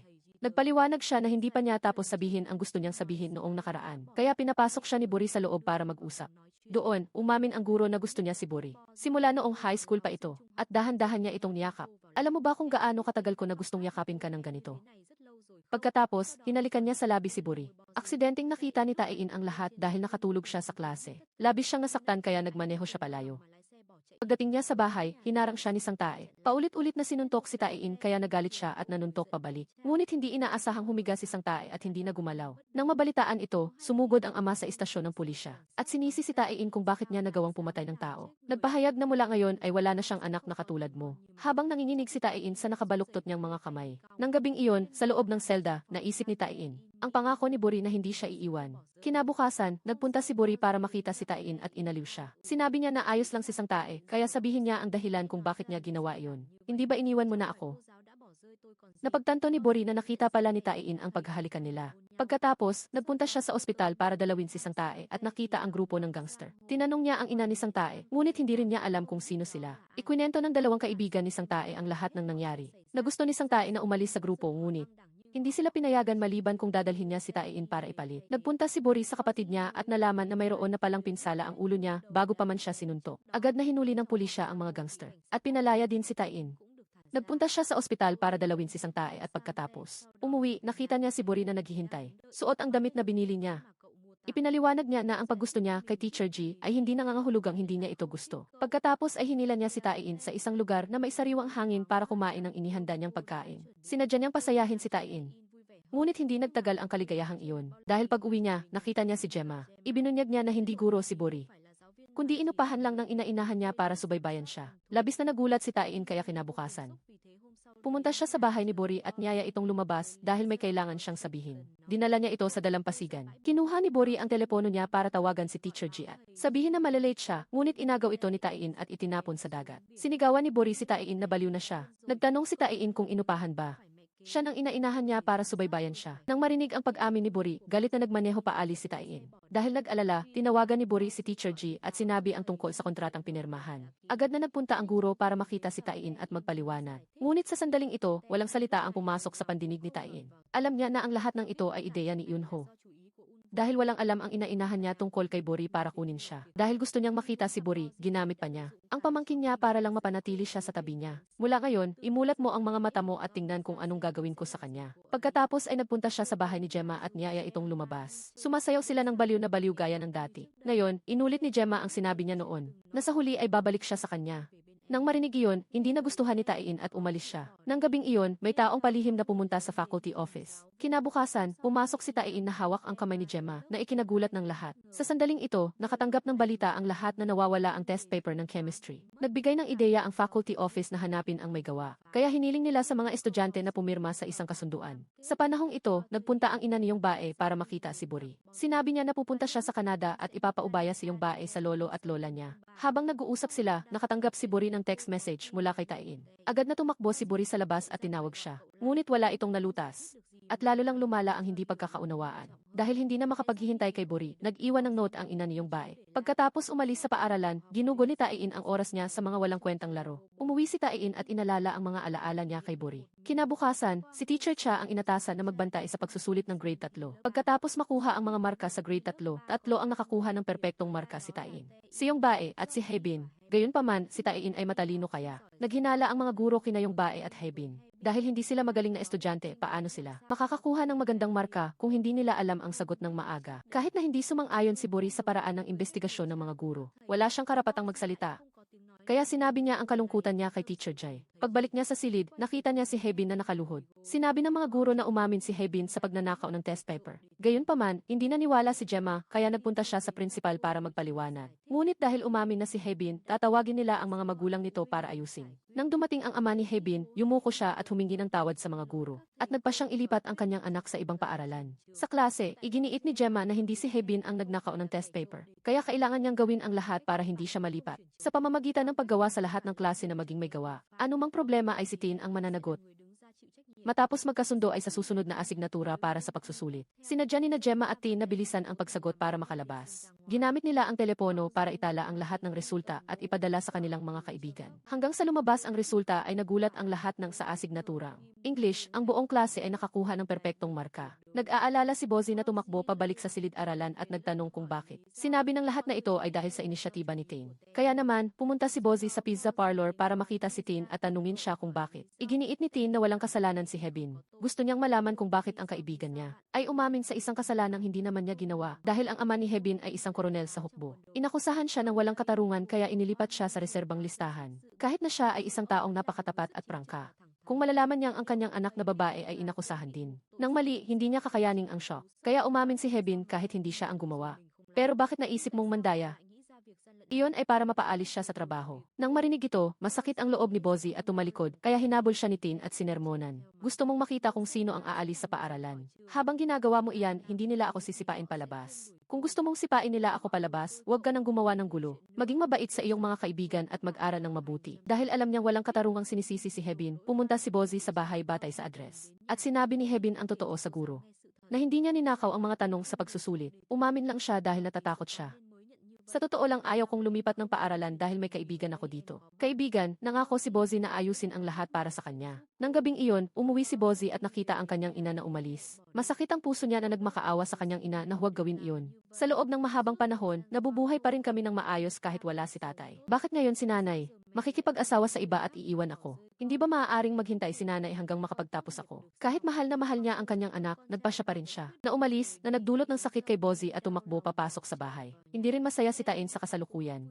Nagmaneho siya sa gabi at palaging iniisip. Ang tungkol sa harina, iyon ang palayaw na ibinigay ni Tain kay Bozy. Pagkatapos, umikot sa Seoul, dumating si Tain sa bahay ni Bozy. Nang makita siyang umuwi, lumapit siya agad at nagtanong, ngunit hindi pinansin ni Bozy at umalis. Sa bahay, kinabukasan, pinayagan si Hebin na pumasok. Muli, sinabi ng guro na papayagan niyang kumuha. Ulit ng pagsusulit si Hebin. Samantala, ang kaso ng ibang estudyante, hindi pa niya alam kung paano ito haharapin. Ngunit sisikapin niyang tulungan silang kumuha. Muli ng pagsusulit kaya mag-aral ng mabuti. Gayunpaman, ang hindi inaasahan ay pagkapasok ni Bozy. Sa opisina ng guro, nakita niya si Bozy na nakaluhod. Nagtanong siya at nalaman niyang inamin nito ang pagnanakaw ng tanong sa pagsusulit. Sa chemistry, nagtanong si Bozy na nalulungkot, bakit mo ginawa iyan? Pagkatapos, galit na kinuha ang pamalo at pinalo ang binti ni Bozy. Nagpasya rin ang punong guro na bahagyang parusahan si Bozy dahil umamin. Di naman siya sa kasalanan. Ang problema ng kolektibong pandaraya ay palalampasin din basta't isusulat ng mga estudyante na hindi na nila ulitin ang ganoong kilos. Dahil lang gusto niyang bigyan ng kanyang ina ng isang magandang report card upang kapag umalis siya, titingnan niya ito at magiging mapagmataas. Ngunit ang hindi inaasahan ay nagpasya siyang umalis ng maaga. Umalis si Bozy sa mesa at kinuha ang tala na isinulat at iniwan ng kanyang ina. Upang basahin, hiniling niya kay Bozy na alagaan ang kanyang anak na lalaki para sa ina. Sa loob, ay mayroon ding halaga ng pera na ipinagkatiwala niya kay Bozy na ingatan. Sa sandaling ito, pinarusahan si Bozy na magbunot ng damo sa paaralan, ang guro at ang mga kaibigan. Sa klase ay lumabas upang tumulong. Pagkatapos, lumabas si Bozy at ang guro upang sumakay ng taxi patungo sa paliparan, ngunit hindi sila nakasakay. Sa sandaling iyon, dumating si Tiin at ang grupo ng kanyang mga kaibigan sakay ng motorsiklo. Kinuha niya ang helmet mula kay Tiin, ngunit hindi siya nag-abalang sumakay sa dala niya, kundi sumakay sa ibang sasakyan. Gayunpaman, ang lahat ay tumangging maghatid kaya sa huli kailangan niyang sumakay sa motorsiklo ni Tiin. Habang nagmamaneho, tinanong siya ni Tiin kung mas gusto niya ang motorsiklo o ang kotse ni Sergey. Nang marinig na mas gusto ni Harina ang motorsiklo, ay napasaya si Tiin. Pagdating sa airport, tumakbo papasok ang buong klase. Nahihiyang niyakap ni Bozy ang kanyang ina bilang pamamaalam. Nangako, siya na susubukan niyang mamuhay ng maayos kahit wala ang kanyang ina. Kaya huwag siyang mag-alala sa kanya at mamuhay nang masaya. Sa sandaling ito, dumating din si Sergey at tumayo sa tabi ni Bozy. Nang ihatid niya si Bozy sa kotse, tumakbo palabas si Tiin at sumigaw na mahal niya ang guro. Basta maghintay lang siya. Hanggang sa makapagtapos siya, magpapakita siya sa harap niya ng astig para mag-propose. Mula noon, araw-araw, bumibili si Tiin ng isang puting rosas at inilalagay ito sa harap ng pintuan ng bahay ni Bozy. Sa pag-asang mararamdaman niya ang sinseridad. Ngunit inakala ni Bozy na ito ay regalo mula kay Sergey. Kaya nagtaka siya kung bakit hindi ito asul na rosas kundi puti. At masayang dinala ang bulaklak sa paaralan. Sinundan ni Gemma at alam niyang araw-araw ay nagdadala si Tiin ng bulaklak sa harap ng bahay ni Bozy. Kaya naman, nakita niya si Sergey at hinimok itong mag-propose kay Bozy. Kaya naman, pumunta si Sergey kay Bozy at inanyayahan siya na kumain sa bahay nila ngayong gabi. Pagkatapos, ay sinabihan niya ang kanyang kapatid na babae na tawagan din si Tiin para sumama. Nang marinig ni Tiin na ipakikilala ni Sir Yu ang kanyang nobya ngayong gabi, nataranta siya at tumakbo upang hanapin si Sergey sa lahat ng dako, ngunit hindi niya ito. Kaya tumawag siya kay Bozy, ngunit si Sergey ang sumagot at humingi siya ng tawad na huwag dalhin si Bozy sa bahay para ipakilala. Ngunit sinabi lang ni Sergey na magkita na lang sila sa bahay at pinatay ang tawag. Nag-aalala si Tiin na baka masaktan si Bozy kapag nakita niya sila, kaya agad siyang nagmaneho ng motorsiklo at umalis. Nang oras na iyon, si Eunwoo dinala si Bozy sa bahay at ipinakilala bilang kanyang nobya. Nagpakita ng pagkadismaya ang punong guro at inisip na napakahusay ni Bozy. Nagpasya siyang maging guro para akitin si Eunwoo. May kasabihan, huwag isama ang maruming chopsticks sa gintong plato. Inisip niya, nasaan ba ito at naglakas loob na pumunta. Biglang, sumugod si Tiin at hinila si Bozy palayo. Sa labas, hindi niya itinigil ang pagsisisi kay Bozy, ngunit yumuko lamang siya ng tahimik. At ikinuwento ni Tiin na mula nang mamatay ang kanyang ina, dinala siya upang manirahan doon. Alam ba niya kung anong pakiramdam iyon, para itong nakatayo sa gitna ng disyerto. Sinubukan kung umiti para makita nilang masaya ako. Pero sa totoo lang, napakalamig ang pakiramdam ko sa loob. Nanginginig, ang takot ay umabot sa punto na ang aking mga paa ay hindi makatayo ng mata. Alam ni Bozy na siya ay bobo. Ngunit ginawa niya iyon dahil gusto niya talaga ang guro. Nang makita siyang umiiyak, ipinahiram ni Tiin ang kanyang balikat at umalis. Pagkatapos ay hinintay niya itong umuwi at nangako sa sarili na mula ngayon ay palagi siyang mananatili at poprotektahan. Pagdating sa bahay, nakita ni Tiin na lagpas na nang alauna ng umaga kaya sinabi niyang walang bulaklak ngayon. Kaya 2 bulaklak ang ibibigay niya bukas. Nang marinig ito, napagtanto ni Bozy na hindi pala galing kay Sir Yu ang bulaklak. Kinabukasan, may medical check-up ang buong paaralan. Hindi sinasadya na maisugat ang isang babaeng estudyante. Alam niyang si Sun E ang nanakit, ibinunyag ng kaibigan niya sa tabi na nasa Amerika ang ama ni Sun E, ngunit naglakas loob siyang sabihin na nakita niya ito sa isang restaurant kasama ang ibang babae. Pagkatapos magpaliwanag, umalis si Sun E kasama ang kanyang. Nang gabing iyon, dumating si Sun E sa harap ng restaurant na sinabi at tumingin. Nang makita ang kanyang ama sa tabi ng isang babae, nagalit siya at binasag ang singboard. Lumabas ang ama at tinawag si Sun E, ngunit sinigawan siya nito dahil ba sa babaeng iyon kaya umalis si tatay sa bahay? Kung ganoon, huwag ka nang magpakita sa harap ko at ng aking mga kaibigan. Tumakbo siya habang umiiyak kahit na tinawag siya ni Bozy. Dumaan siya sa lugar kung saan sila dati nagpakuha ng larawan ng pamilya. Nang makita ang larawan na nakadisplay sa loob, binasag niya ang salamin. Hindi pa siya nakontento at inapak-apakan pa ito. Samantala, si Bozy, na nalulungkot dahil sa panlalait ay tinipon ang grupo ng mga kaibigan, kumanta at umiyak habang ikinukwento ang lahat ng nangyari sa kanila. Biglang tumawag si Tiin at ibinalita ang tungkol kay Sun E pagkatapos marinig. Agad na nagpunta si Bozy sa istasyon ng pulisya para makita si Tiin. Sinabi niya na dumating ang sekretarya para i-bail out si Sun E, ngunit sa kasalukuyan ayaw niyang umuwi, kaya dinala ni Bozy si Sun E sa bahay niya para kumain. Pagkatapos, ay ibinigay pa niya ang kanyang kama kay Sun E para matulog. Sinabi ni Bozy kay Sun E na ang kanyang ama ay isang monghe. Kaya naman, umakyat sila ng kanyang ina sa bundok upang mag-meditate. Nahihiya ba siya dahil ang kanyang ama ay isang monghe? Ngunit hindi nahihiya si Bozy, kundi masaya pa nga siya na totoo pa rin at kasama pa rin niya ang kanyang ama. Samantala, umalis ang kanyang ama sa bahay at nakatira sa ibang babae. Ipinaliwanag niya na hindi iyon asawa ng kanyang ama, kundi asawa ng kaibigan ng kanyang ama. Paminsan-minsan, bumibisita ito sa tindahan para tulungan ang kanyang ama. Umalis siya dahil hindi maganda ang relasyon niya sa kanyang ina. Ngunit nami-miss niya talaga siya kaya pinili niya ang isang lugar na malapit sa bahay. At ng paaralan mo, kinabukasan, nagpa siya si Bozy na pumunta sa kumpanya at kausapin ang ina ni Sun E. Sinabi niya sa ginugusto ni Sun E.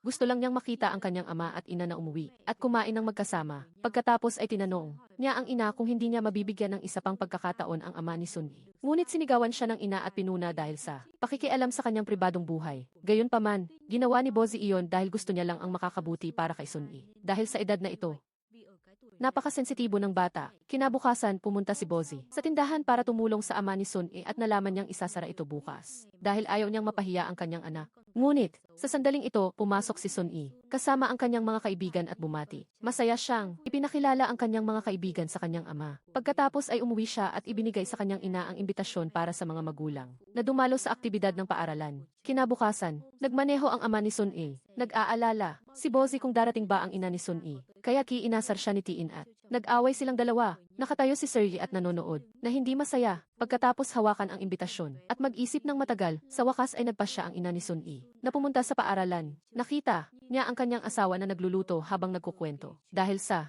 sobrang busy ng kanyang asawa, madalas itong umuwi ng napakagabi. Siya ang responsable sa pagluluto. Ngunit silang dalawa lang ng kanyang anak ang kumakain at kapag umuwi siya, tulog na ang lahat. Gayunpaman ang panahong iyon ay itinuturing niyang pinakamasaya. Nang marinig ito, nalungkot ang ina at umalis kaya tumakbo ang mag-ama at tinawag siya. Humingi siya ng tawad dahil hindi naging mabuting asawa at tumakas lang siya. Buong lakas ding nagmakaawa si Sun E sa kanyang ina na pag-isipan. Muli, ngunit sinabi ng ina na tapos na ang lahat at tumakbo palayo. Ang mag-ama ay tanging magkayakap at umiyak. Paglabas, tinanggap na ng ina ang pagpapatawad at bumalik dahil nakatulong si Bozy sa isang pamilya na magkabalikan. Labis siyang natuwa, lumingon siya at nakita si Unvu, ngunit tahimik lang siyang lumampas sa kanya ng walang pagbati. Malungkot na nag-inuman si Unvu kasama ang supervisor ng paaralan. Pinayuhan siya ng supervisor na magpakatatag at magsimulang muli. Sa sandaling ito, nagpahayag si Jopi na mahal niya ang guro habang sinabi naman ni Tiin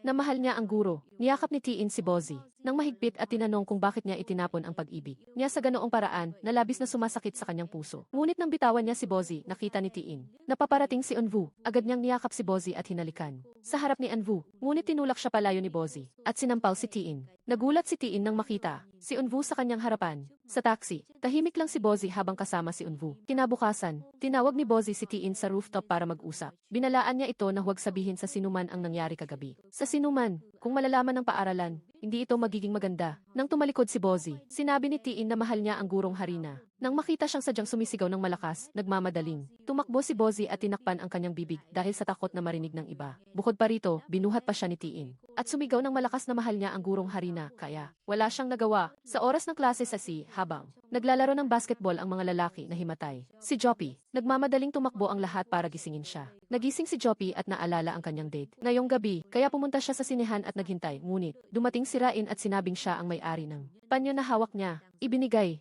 ni Joppy ang panyo at binigyan pa siya ng kwintas. Inanyayahan niya itong pumasok at manood ng scene, ngunit tumanggi si Joppy. Gayunpaman, nang nakalayo na siya ng kaunti, nahimatay siya. Nagmadaling tumakbo si Rain para gisingin si Joppy. Kinabukasan, nagtaka si Bozi kung bakit wala si Joppy sa klase. Ngunit, walang nakakaalam ng dahilan dahil walang sinuman ang malapit kay Joppy dahil mas matanda siya. Sa lahat ng 2 taon, sa sandaling ito, nagising si Joppy at nakita ang tala na iniwan ni Rain. Sinabi niya na palihim niya itong dinala sa kanyang silid ng hindi nalalaman ng kanya. Tumingin si Joppy sa silid at nakita ang maraming litrato niya na nakasabit ni Rain. Nang akmang aalis na siya, biglang dumating ang ina ni kasabay nito, naghanap si Eunwoo ng singsing para sa kanyang proposal. Pagkatapos, ay nagkita sila ni Bozi at inanyayahan siyang pumunta sa isang lugar para mag-usap. Ngunit kailangan ni Bozi na umalis dahil may isang estudyante na lumiban ngayong araw. Nag-alok si Eunwoo na ihatid siya doon. Batay sa address, pumunta ang dalawa sa bahay ni Joppy, ngunit hindi nila ito hinawakan ni Eunwoo ang kamay ni Bozi at sinabing huwag na siyang yumakap pa sa iba, huwag ding umiyak o tumawa sa harap ng ibang tao. Pagkatapos, ay dinala niya ito sa lugar ng kasalan. Gusto niyang magkahawak kamay silang pumasok at bigkasin ang kanilang mga panata na parabang nakatayo sila sa isang tunay na seremonya ng kasal. Kinuha rin ni Eunwoo ang kahon ng singsing at isinuot ito sa kamay ni Bozi. Namumula si Bozi, iniisip na ang lahat ay parang panaginip. Umuwi si Bozi na labis na nasasabik ng biglang. Tumawag si Tiin. Nang makita ang singsing sa kamay ni Bozi, tinanong niya kung ano ito. Paano niya matatanggap ang pagtatapat ng ganoon? Kadali, wala bang ibig sabihin sa kanya ang pagtatapat ko at ang damdamin ko? Bakit hindi mo inisip ang nararamdaman ko bago mo ito tinanggap? Bakit ko iisipin ang nararamdaman mo? Alam ko dahil bata pa ako. Ngayon, kaya hindi mo ako tinitingnan bilang isang lalaki. Ngunit maghintay ka lang ng 1 taon, huhubarin ko ang uniformeng ito. Tien, hindi dahil sa nakasuot ka ng uniforme, kundi dahil mahal ko si Eunwoo, hindi ikaw. Sa pagkarinig nito, tahimik na umalis si Tiin at bumalik pa siya upang magdeklara na mamahalin kanya hanggang sa kamatayan. Kinabukasan, dumating ang pulis sa paaralan at hinanap si Joppy dahil pinaghihinalaan siyang nagnakaw ng kwintas sa tindahan ng alahas. Narinig ito ni Rain at inakala niyang iyon ang kwintas naregalo ni Joppy sa kanya, kaya nagmadali siyang umuwi para hanapin siya, ngunit hindi niya ito nakita. Samantala, nagpa siya si Tiin na dalhin si Bozi sa bahay para hanapin si Joppy, ngunit hindi nila ito nakita. Sa dingding ay may mga salita ng pag-amin ni Joppy dahil wala siyang mga magulang. Ang pusa lang ang nag-iisang kaibigan niya. Para kay Joppy, ang paaralan ang lugar na pumupuno sa mga puwang na iyon. Sa sandaling ito, nagkita sila ni Rain at hiniling niya na alagaan niya ang kanyang pusa. Sa loob ng ilang nang akmang aalis na siya, kinuha ni Rain ang kwintas. Ang kwintas at ibinalik dahil ayaw niyang maging kasabwat. Pagkatapos ay ibinalik din niya ang pusa sa kanya. Tiningnan ni Joppy ang papalayong anino ni Rain, na hindi naiiba sa anino ng kanyang ina noong bata pa siya na umalis. Sa ganoong paraan, sa kabilang banda, ikinuwento ni Tiin kay Bozi ang tungkol sa sitwasyon ni Joppy. At pagkatapos ay pumunta sa ospital, isinulat ang address at humiling na tawagan siya kung sakaling bumalik ang pasyenteng nagngangalang Joppy. Itinala ni Bozi ang mga salitang hindi niya naiintindihan sa dingding ng bahay ni Joppy at tinanong ang kanyang nakababatang kapatid. Sinabi niya na ito ay resulta ng pagkakaroon ng tumor sa utak. Nang gabing iyon, umuwi si Joppy at hinawakan ang kanyang ulo. Sa sakit, kinabukasan, dinala siya sa ospital. Tumawag si Tiin para ipaalam kay Bozi. At pagkatapos ay tumawag sa kanyang ama. Ngunit dahil masyadong malaki ang tumor, napakahirap itong operahan. Kahit na maging matagumpay, ito hindi pa rin siya magiging normal. Ngunit, taimtim na nagmakaawa si Tiin sa kanyang ama para tumulong dahil malaki ang utang na loob niya kay Joppy. Kaya naman, nag-utos ang kanyang ama na ilipat si Joppy sa kanyang ospital at bukas ay magsasagawa ng operasyon. Gayunpaman, nang bumalik si Tiin at Bozi sa silid, hindi nila nakita si Joppy at nagmamadali silang tumakbo upang hanapin siya. Pero si T.I.S. ay lubhang nalulungkot dahil kung magpapatulong sa operasyon ay napakaliit ng posibilidad na magtagumpay. Ano ang dapat nating gawin para sa kanya? Si Bozy na nakarinig ay tumakbo papasok ng silid at ginising si Joby. At pinayuhan siyang pumunta sa ibang ospital para magpa-opera. Nag-aalala si Joby at humiling ng kaunting oras. Dahil kung bukas ang operasyon, marahil ngayon na ang huling araw niya. Kahit na ang pusa lang niya ang mayroon siya, gusto niyang maalala ang ilang taong kailangan niyang maalala. Gusto niyang umupo sa kanyang mesa, magkaroon ng graduation photoshoot kasama ang kanyang mga kaibigan, at tulungan siyang sabihin kay Zai na kalimutan siya. Kahit na malungkot ang kanyang buhay, siya ay sinubukan pa ring mamuhay ng masaya. Masakit sa puso si Bozy at pinayuhan si Joby na huwag isipin ang kamatayan. Siguradong magtatagumpay ang operasyon. Kinabukasan, pumasok din si Joby sa klase. Si Bozy ay pumasok at sinubukang maging masaya habang nagtuturo sa kanyang mga estudyante. Pinatayo rin si Joby para basahin ang tula, habang ginagamit niya ang kanyang huling lakas. Sa pagbabasa, ang kanyang mga kaklase sa ibaba ay umiiyak at humihikbi. Pagkatapos ay lumabas ang lahat upang magpakuha ng graduation photo bilang alaala para sa huling taon ng high school. Bawat pamilyar na mukha, bawat alaala sa mahal na paaralan ay pawang magagandang alaala. Upang kapag pumasok sa buhay ang lahat ay may kani-kanilang baon. Isang araw si Bozy ay pumunta upang makipagkita kay Eunwoo. Sinabi niya na matagumpay ang operasyon ni Joby. Sa parehong oras, bumalik si Eunksong upang hanapin si Eunwoo at nakasalubong si Tae-in. Sinabi niya na ang guro ay lumipat na upang manirahan sa bahay, kaya siya ay narito ngayon. Nagtaka si Tae-in kung bakit pinayagan ng babae ang guro na bumalik sa Korea ng mag-isa. Si Eunksong mismo ay hindi rin sigurado sa dahilan. Dahil umalis ito nang walang paalam. Hindi sila nag-away o naghiwalay. Kaya bumalik siya rito upang lutasin ang problemang iyon. Narinig ni Tae-in at binati siya sa kanyang pagbabalik sa Korea. Sa sandaling ito, dumating si Eunwoo at malamig na nagtanong kung nakabalik na ang babae. Sinabi sa babae na pumunta sa hotel dahil ito ang bahay ni Tae-in. Nagtaka ang babae kung bakit napakalamig nito sa kanya. Pagkatapos ay sinabi kay Tae-in na lumabas upang sila ay makapag-usap ng pribado. Pagkaalis ni Tae-in, sinabi ni Eunksong na bumalik siya para makipagsimula muli sa lalaki. Ngunit hindi niya inaasahan na si Eunwoo ay mayroon ng ibang babae. Samantala, masiglang pumunta si Tae-in para bumili ng asul na rosas upang ibigay kay Bozy sa bahay. Inihayag na ang kasintahan ng guro ay bumalik at magpapakasal sila sa lalong madaling panahon dahil ang parehong pamilya ay sumang-ayon na. Kaya pinayuhan niya si Bozy na tanggalin na ang singsing na iyon. Pagkatapos sabihin ito, nagpaalam si Tae-in habang ang puso ni Bozy ay puno ng kaguluhan. Pumasok siya sa silid at malungkot na tiningnan ang singsing sa kamay habang inaalala ang pangako ni Eunwoo. Kinabukasan, pumunta si Bozy sa paaralan at nakasalubong si Eunksong na nagtanong tungkol sa opisina ng prinsipal. Ngunit dahil abala sa pag-iisip tungkol sa ibang bagay, hindi malinaw kay Bozy kung ano ang tinatanong niya. Sa sandaling ito, lumitaw ang grupo ni Tae-in. Ipinakilala niya sa lahat na ito ang kanyang tiyahin-in-law. Pagkatapos ay mabilis na dinala ng grupo ang babae sa opisina ng prinsipal. Si Tae-in na lang ang naiwan at nagtaka si Bozy. Naghiwalay na sila, bakit siya pumunta rito? Ngunit iginiit ni Tae-in na ikakasal na sila.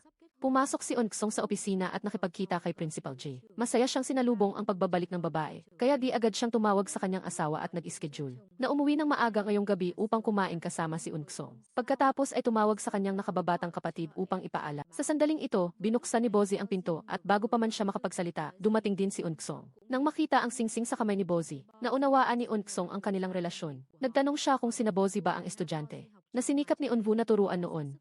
Ngunit hindi pa rin siya bumuti kaya pinayuhan niya si Eunwoo. Nasumuko dahil inisip niya na hindi siya sapat na matalino upang pumasa sa pagsusulit. Hindi ko inaasahan na magiging guro siya ngayon, ipinagmamalaki ko. Hindi ako naging guro para ipagmalaki ka. Pagkasabi nito, galit na umalis si Bozy. Agad siyang hinabol ni Eunwoo at tinawag, ngunit lalo lang nitong ininis si Bozy. Habang siya ay umaalis, tumakbo si Tae-in at tinawag upang humingi ng pahintulot na umuwi at kumain. Sa bahay, nagluto si Bozy ng pansit para kay Tae-in. Sinamantala niya ang pagkakataon na palihim na umakyat sa kanyang silid upang maglibot. Bumaba lang si Tae-in upang kumain nang tawagin siya ni Bozy. Habang masayang naghugas ng pinggan ang dalawa ng magkasama. Sa kabaligtaran, si Eunwoo ay kumakain kasama si Eunksong. At ang lahat sa bahay, ngunit hindi masaya ang kanyang puso. Sa ospital, dumating si Gyain upang bisitahin si Joby. Nagdala rin siya ng pusa para makipaglaro ang lalaki dito. Ikinuwento ni Gyain sa lalaki ang tungkol sa mga nangyayari sa paaralan. Samantala, sa paaralan, nais ni Principal G na ibigay ang kapangyarihan kay Eunksong. Dahil sawa na siya sa responsibilidad na ito. Kaya, nagpa siya si Eunksong na baguhin ang maraming regulasyon sa paaralan. Nagtiwala si Principal G sa kakayahan ng babae sa pamumuno. Dahil si Eunksong ay isang may kakayahang edukador. Bilang anak ng chairman ng Song Group. Dalawa, siya ay napakahusay na naturuan mula pa noong bata. Pinayuhan niya ang tagapangasiwa ng guro na magtiwala ng lubusan kay Eunksong. Pagkatapos ay dinala ng tagapangasiwa ng guro si Eunksong at ipinakilala siya sa mga guro bilang bagong operator. Nang marinig ito, pumunta si Eunwoo upang harapin ang kanyang kapatid. Ipinahayag niya na magpapakasal siya kay Boji. Ngunit mariing tumanggi ang babae at nagbanta na kung magpapatuloy ang lalaki sa ganitong pag-ugali, sisantihin niya ang babae. Dahil sa huli, si Tae-in ay masunuri na ngayon. Kaya hindi na kailangan ng paaralang ito si Boji. Samantalang si Eunksong ay tapat na, bakit hindi mo nakikita? Gusto mo bang sirain ang paaralang ito na pinagsikapan ng lolo? Hindi ko kailangan ang isang dalagang marangal. Ngunit kahit papaano, dapat kang humanap ng isang tao sa larangan ng edukasyon na makakatulong sa iyo, hindi ba? Paanong magdadala ka ng isang taong parang walang pinag-aralan sa bahay? Nang gabing iyon, pumunta si Boji sa art room at aksidenteng narinig ang usapan ni Unsong kay Unvu, na siya ay inupahan lamang upang subaybayan si Tain. Nakakaawa talaga dahil siya ay nagtapos sa isang mababang universidad. Kung wala siyang kakayahan, siya ay sisantihin mula sa paaralan. Hindi mo siya maaaring panatilihin dahil kay Tain. Mukhang hindi masaya siguro Unvu, inamin ni Unsong ang kanyang pagkakamali dahil sa pakikipag-ugnayan sa ibang lalaki. Ngunit matagal na ring nakalipas iyon. At kung bibigyan mo ako ng pagkakataon, iiwan ko ang lalaking iyon. Ngunit iginiit ni Unvu na hindi siya nagsiselos nang makita niya ito sa tabi ng ibang lalaki. Kaya nalaman niya na hindi niya pala ito mahal at mayroon ng iba sa kanyang puso. Malungkot na bumalik si Boji sa silid ng may tawag sa telepono, na humihiling sa kanya na pumunta sa istasyon ng pulisya dahil nandoon si Rongsong. Agad na pumunta si Boji sa istasyon ng pulisya at yumuko bilang paghingi ng tawad. Sinabi ng pulisya na si Rongsong ay maaari lamang palayain kung magbabayad siya ng pinsala. Sa labas, mukha siyang pagod at ayaw na niyang magtrabaho pa. Kinabukasan, nakatanggap ng nakakagulat na balita ang buong klase. Si Rongsong ay nagnakaw ng pera sa gasolinahan kaya siya ay ililipat ng paaralan at ang kanyang homeroom teacher ay sisantihin. Nang marinig ito, agad na nagtanong si Taein kung nasaan ang gasolinahan kung saan nagtatrabaho si Rongsong. Pagkatapos ay nakipagkita kay Boji at nagtanong kung ito ba ang paraan niya upang lutasin ang problema ni Rongsong. Ngunit ngayon, wala nang dahilan si Boji para bumalik doon. Hindi napapayag si Boji, nakipagkita si Tain kay Guruji. Nagtanong kung nagpa siya siguro na magpakasal kay Giki o kay Unsong. Huwag makipag-ugnayan sa dalawang babae ng sabay-sabay, hindi sila malulungkot. Ngunit si Unvu ay pagod na kaya hiniling niya kay Tain na umalis. Pagkatapos ng oras ng trabaho, isang estudyante ang pumunta upang makipagkita kay Boji. Nagbigay ng abiso na bawal ang part-time job sa labas. Gayunpaman, si Rongsong ay walang mga magulang, tanging isang nakatatandang kapatid na babae lamang. Nagtrabaho siya dahil gusto niyang kumita ng pera para makabili ng pangkasal na regalo para sa kanyang kapatid. Nagnakaw siya ng pera para sa pangkasal na regalo dahil ang kanyang amo ay isang mapagsamantala na hindi nagbabayad sa mga empleyado. Kaya di ang sinumang empleyado na hindi binayaran ay dinala rin sa istasyon ng pulisya. Matapos marinig ito, malungkot na umuwi si Boji at nakasalubong si Tain. Pinayuhan niya si Boji na makipaghiwalay kay Guruji dahil ang tiyuhin ay mahina kaya hindi siya magsasabi ng paalam. Ngunit mahal na mahal niya si Unsong. Dati dahil sa pakikipaghiwalay sa kanyang kapatid, ang guro, ay nalungkot ng labis kaya kinailangan niyang magpa-ospital. Sinunod niya ang payo ni Tain at pumasok sa bahay ng walang imik. Kinabukasan, nakipagkita si Boji sa kapatid ni Rongsong. Hindi niya inaasahan na siya pala ay bulag. Kaya, upang lutasin ang kaso ni Rongsong, si Boji, kasama ang grupo ni Sang Tae, ay pumunta sa lugar kung saan nagsusugal ang lalaki. Mariin niyang pinuna ang lalaki sa paglabag sa batas sa paggawa. Alam mo ba kung gaano kalala ang pagdaraya sa mga estudyante? At nagsusugal pa ng iligal, kung idedemanda kita, ikaw ay maaresto. Pagkatapos ay kinuha niya ang kanyang telepono at nagsimulang mag-video habang pinipigilan siya ni Sang Tae. Hiniling niyang patunayan ng lalaki na inosente si Rongsong. Sa oras na ito, nagpulong ang faculty room upang talakayin ang kaso ni Rongsong. Pumasok si Boji kasama ang pulisya at ang amo. Ipinahayag niya na inosente si Rongsong kaya walang dahilan para ilipat siya ng paaralan. Wala rin akong dahilan para magbitiw. Nagpaliwanag din ang amo. Pagkatapos ng insidente, ibinigay ni Boji ang natanggap na sweldo ni Rongsong sa lalaki. Ngunit hindi ito sapat para makabili ng regalo para sa kanyang kapatid kaya nais niyang mag-ambag pa. Pagkatapos ay sinamahan si Boji na panoorin ang kanyang kapatid na sumubok ng damit pangkasal. Nagbigay ng isang espesyal na regalo para sa kanyang kapatid na bulag. Pagbalik niya sa paaralan, hinawakan ni Guruji ang kanyang kamay at hinila siya papasok ng silid. Sinisi siya kung bakit hindi niya sinasagot ang kanyang telepono. Wala na ba siyang pakialam sa akin? Tungkol kay Unsong, nakaraan na lang siya. Ngunit si Boji ay hindi na nagtitiwala sa pagmamahal ng lalaki. Kahit alam niyang gusto rin siya ng lalaki. Nang bumalik si Unsong, nag-alala ang lalaki. Sa sandaling ito, pumasok si Principal J. Humingi ng permiso si Boji na magbitiw dahil sa ngayon. Si Taein ay naging mas masunurin na kaysa dati. Malamig siyang nagpahayag na kung gusto niyang magbitiw siya, bakit niya sinasabi sa akin? Pagkaraan ng ilang sandali, pumasok din si Unsong. Nagtaka ang babae kung bakit nag-aaway silang dalawa. Samantalang iniwan na siya ng lalaki para sa babaeng iyon. Malungkot na umalis si Boji sa lugar na iyon sa harap ng maraming estudyante. Sumakay si Taein sa kanyang kotse at isinakay si Boji. Sa daan, yumuko siya sa likod ni Taein at walang tigil sa pag-iyak. Dinala siya ng lalaki sa isang tahimik na lugar upang hayaan siyang umiyak ng komportable. Tahimik siyang sumunod sa likod ni Boji. Pagkatapos ay tumakbo at niyakap siya ng mahigpit upang aliwin siya. Pagbalik sa bahay, naaalala pa rin ni Taein ang mainit na pakiramdam na iyon. Samantala, si Boji ay umuwi at nahiga dahil sa sakit. Bago pa sumikat ang araw, pumunta si Taein sa tindahan at bumili ng maraming bulaklak. Dinala niya ang mga ito sa harap ng bahay at masikap na inayos ang mga ito sa tapat ng gate. Ang mga kapitbahay na dumaan ay humanga. Nang makita ito ng kanyang nakababatang kapatid na babae na papasok sa trabaho, labis siyang nagulat kaya tinawag niya ang kanyang kapatid na babae. Inakala niya na siguro G ang gumawa nito, ngunit nakita ni Boji na si Taein pala. Dahil hindi gagawin iyon ng guro.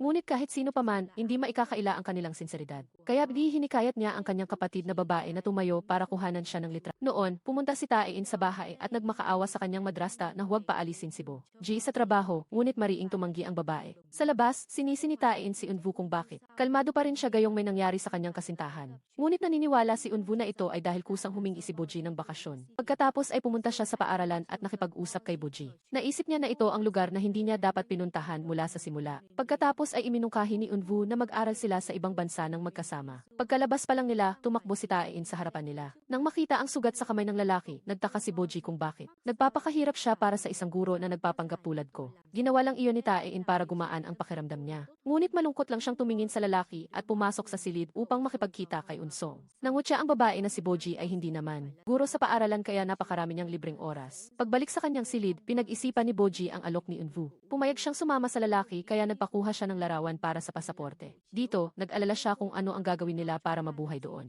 Huwag kang mag-alala, marami akong pera. Dahil sapat na ang pagpipinta ko ng isang larawan para gawin mo ang anumang gusto mo. Habang naglalakad pa uwi ang dalawa, hindi sinasadyang nakita ni Taein si Boji. At nalaman niyang nagpapakuha siya ng larawan para sa pasaporte upang pumunta sa ibang bansa. Kaya, dali-dali siyang tumakbo upang magmakaawa kay Unsong na huwag paalisin si Boji sa trabaho. Dahil kung gagawin niya iyon, sasama siya sa tiyuhin sa ibang bansa. Nang gabing iyon, nagpunta si Taein sa simbahan at nanalangin. Hilingin sa Diyos na tulungan siyang panatilihin si Gifi dahil nawala na niya ang kanyang ina. Pagkatapos, pumunta si Taein sa bahay upang makipagkita sa kanyang mga magulang. Humingi ng pahintulot sa kanyang ama na magpakasal pagkatapos niyang magtapos. Ayaw sumalungat ng ama sa kasal ng kanyang anak. Dahil kapag 20 taong gulang na siya, maaari na siyang magdesisyon para sa sarili niyang buhay. At hindi rin siya magmamalasakit kung sino ang babaeng gusto niyang pakasalan. Nang gabing iyon, pumasok ang madrasta sa silid at tinanong ang kanyang asawa kung talagang pumayag siyang magpakasal si Taein. Para sa kanya, si Taein ay kaawa-awa dahil iniwan niya ito kaya lumaki itong napakalungkot. Kaya, kung gusto niyang italaga ang kanyang buhay. Sa sinuman, hindi siya sasalungat. Hanggang hindi na siya nasasaktan pa.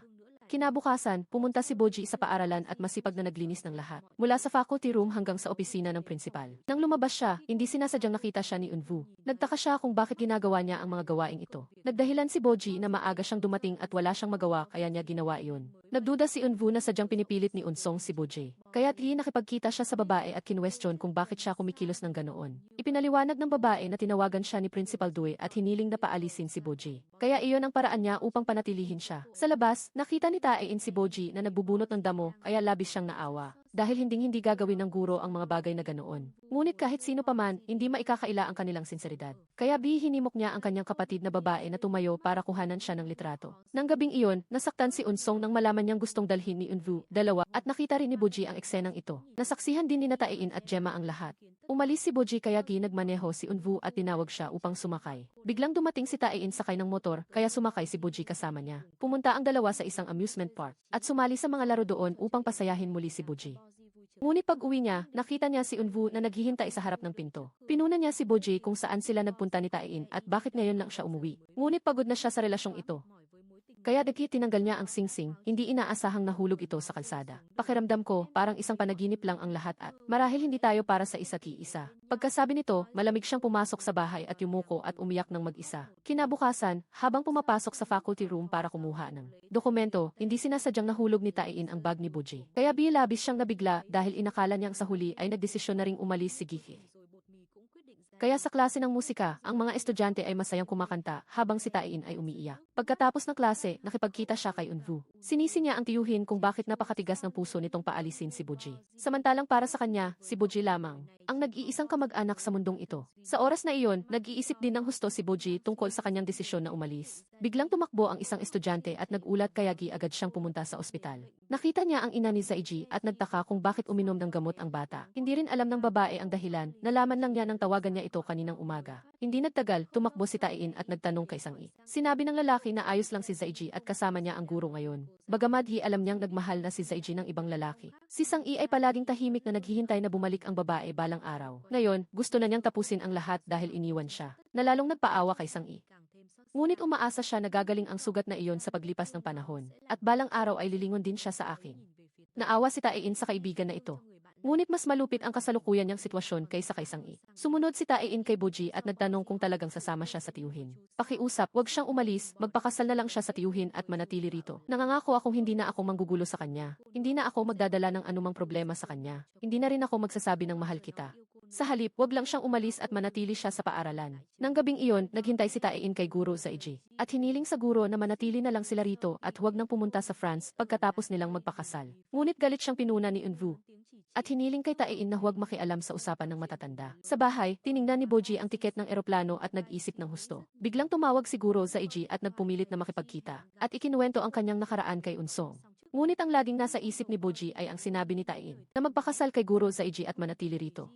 Nangangako akong hindi na kita mamahalin at hindi na rin kita gagambalain. Pagkatapos ikwento ang istorya, kinuha ng guro ang singsing at ibinalik kay Boji. Hindi nag-atubili ang babae na kunin ito at isuot sa kanyang kamay. Humihingi ako ng tawad dahil marami kang pinag-isipan bago. Ibigay ito sa akin, ngunit itinapon ko lang. At nangako na hindi na niya gagawin iyon muli. Samantala, naghihintay si Tae-in sa harap ng bahay. Pagkakita sa dalawa na pabalik, nagmamadali siyang nagtago. Ang marinig ang mungkahi ng guro na magmadaling. Magpakasal ay nakasira sa puso ni Tae-in. Kaya umuwi siya at tinanong ang kanyang ama kung umiyak na ba siya kahit minsan. Inihayag ng ama na umiyak siya isang beses nang mamatay ang kanyang ina. Simula noon, hindi na siya muling umiyak dahil ang anumang sakit ay humuhupa rin sa paglipas ng panahon. Kinabukasan sa paaralan, tumakbo si Gemma at nagulat na nagkakagulo si Tae-in. Kaya kiagad na tumakbo si Eunwoo. Dito, nakatanggap din si Boji ng parehong balita. Ngunit nang dumating silang dalawa, nagpaputok paputok ang mga estudyante upang batiin ang engagement ni Guro Ji at Bifi. Pagkatapos ay sumigaw ang buong klase upang hipan nilang dalawa ang kandila. Pagkatapos ay nagkaisa silang hilingin sa kanilang maghalikan.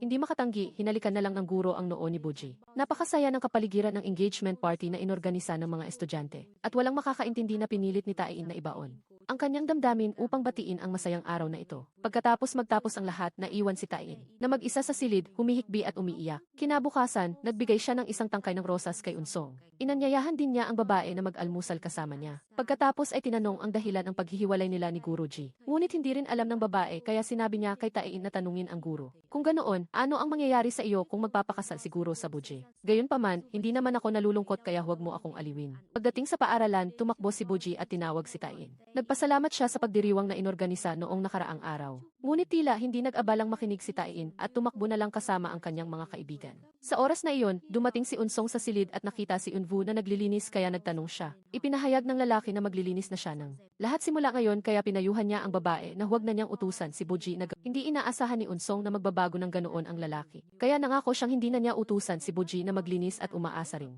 Simula ngayon ay huwag na siyang makialam sa kanyang buhay. Kung hindi ko siya makukuha, kailangan ko ring magkaroon ng posisyon. Kaya habang nasa paaralan pa ako, dapat kang pumili. Kung iiwan mo ang paaralang ito o magpapakasal sa akin. Ngunit kung mapapapayag mo ang kapatid na umalis sa trabaho, aalis na ako rito.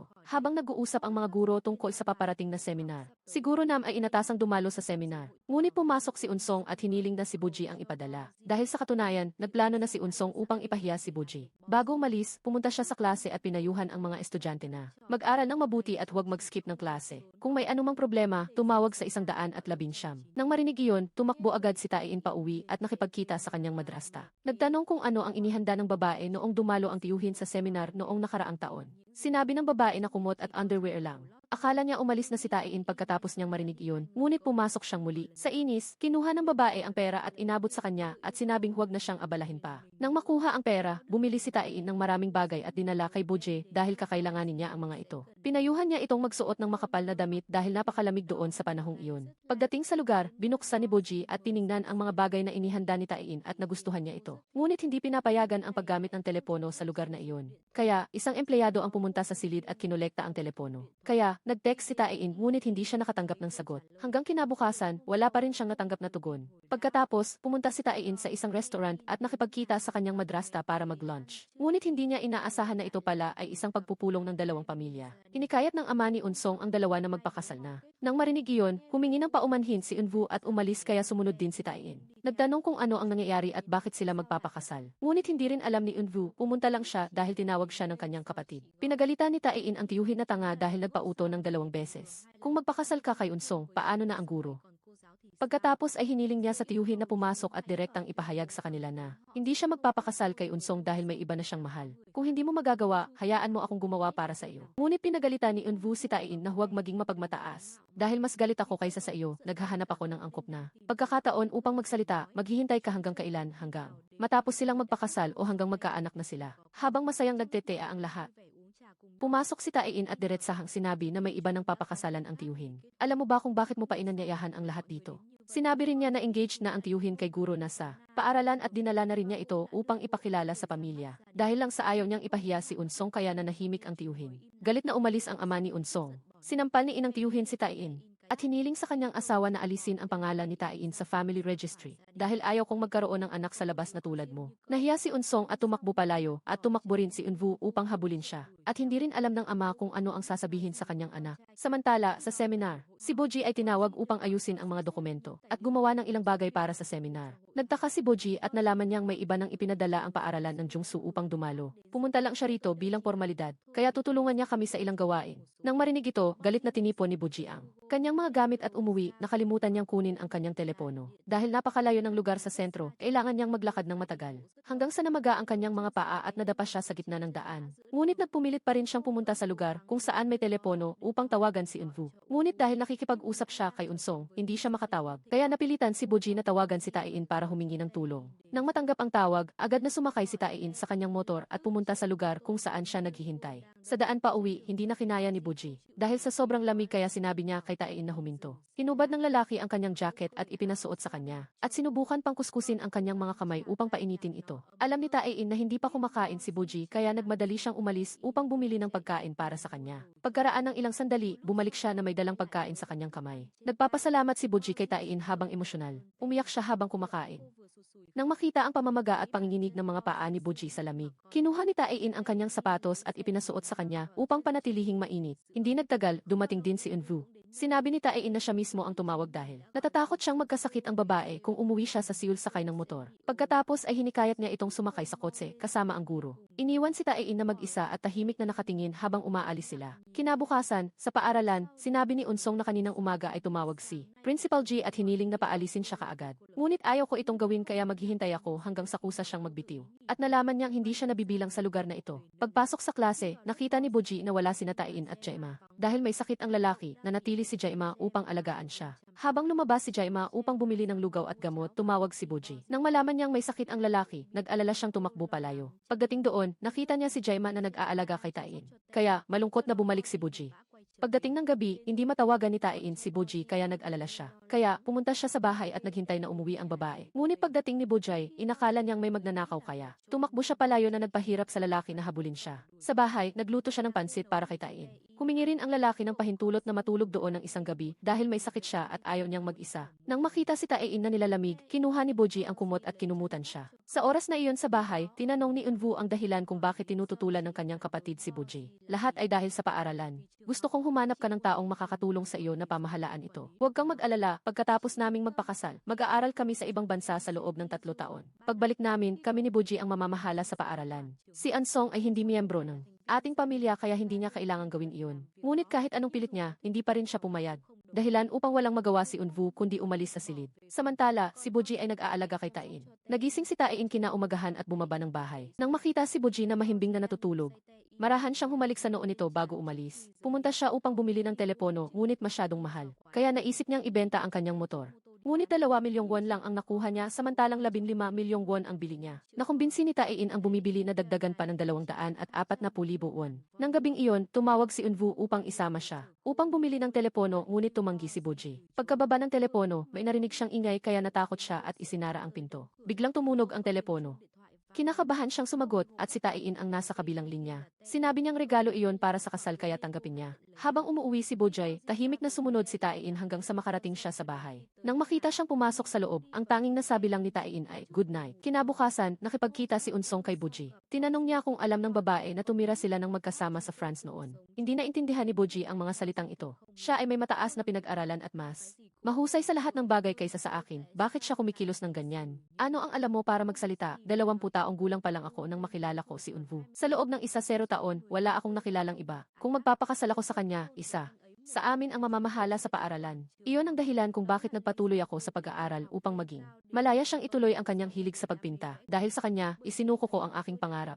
Ngunit bigla na lang akong iniwan kaya. Ngayon, tuluyan na akong wala sa direksyon. Sa harap niya, kaya kong gawin ang anumang bagay. Para lang magmakaawa na ibalik niya siya sa akin.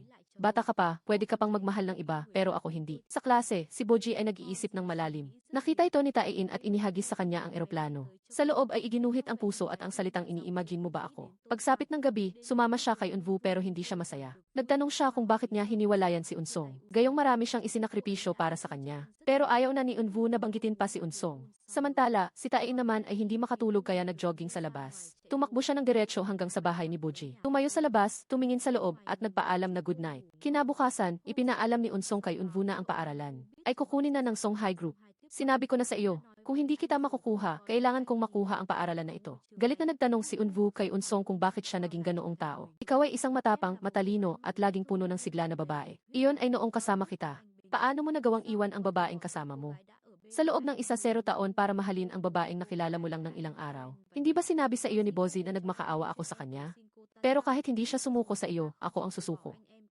Dahil hindi ko kailangan ang isang lalaking may gusto sa ganyang klase ng babae. Nasa labas si Bozi na nagdidilig ng halaman nang hilahin siya ni Unvu papasok sa kwarto. Tinanong niya kung bakit hindi niya sinabi sa kanya na nakipagkita siya kay Unsong. Mula ngayon, huwag mo na siyang kikitain pa. Naghiwalay na kami kaya bakit ka pa nag-aalala? Pero dahil ako ay isang babaeng maraming pagkukulang, wala akong kumpiyansa na ipagpatuloy ang pagsama sa iyo. Umikot siya para umalis, pero niyakap siya ni Unvu. Samantala, pumunta si Tiin sa simbahan para magdasal. Humiling siya na minsan lang maging makasarili at manalangin sa Diyos na huwag hayaang mahalin ng taong mahal niya ang iba. Kinabukasan, nakatanggap ng tawag si Principal D para sa isang pagpupulong. Inutusan siyang ibigay ang pamamahala ng paaralan sa Songhai Group. Nag-alala siya at tinawagan si Unsong dahil hindi niya alam kung ano ang nangyayari. Samantala, pumunta si Unvu sa bahay ni Bozi para sunduin siya. Dinala niya ito sa kanyang apartment at inilabas ang photo album para ipakita sa kanya. Sa loob ay ang lahat ng litrato niya noong siya ay nasa high school. At mayroon ding maraming drawings na ginawa niya para sa kanya. Kaya pinayuhan niya itong huwag magpadala sa sinasabi ng iba. Dahil ang pag-ibig niya para sa kanya ay napakatotoo. Tumayo si Tiin doon at nakinig, pagkatapos ay tahimik na umalis. Tumakbo si Principal D sa paaralan at tinanong si Unsong kung ano ang nangyari. Bakit napunta ang ating paaralan sa kamay ng Songhai Group? Ipinaliwanag niya na ang orihinal na kondisyon para pamahalaan niya ang paaralan ay pakakasalan niya si Unvu. Pero hindi niya ako gusto. Kahit bantaan ko siya na ipapasa kamay ko ang Songhai Group. Kung ayaw mong mawala ang paaralan na ito, kailangan mo siyang pilitin na pumunta sa simbahan at magpakasal sa akin. Kung ipapasa kamay natin sa Songhai Group, baka isara pa ito. Dahil ako mismo ay walang interes dito. Nag-aalalang tumakbo ang Principal D para makita si Unvu. Sabi niya, puntahan niya si Unsong, humingi ng tawad at pumayag. Napakasalan siya kung ayaw niyang mawala ang paaralan na ito. Pinaghirapan itong itayo ng lolo at tatay mo. Sa huli ay mapupunta lang sa iba. Kaya kahit mamatay ka, kailangan mong pakasalan si Unsong. Si teacher na, agad ding nagbitiw sa trabaho at lumayo kay Unvu. Dapat may kahihiyan ka naman.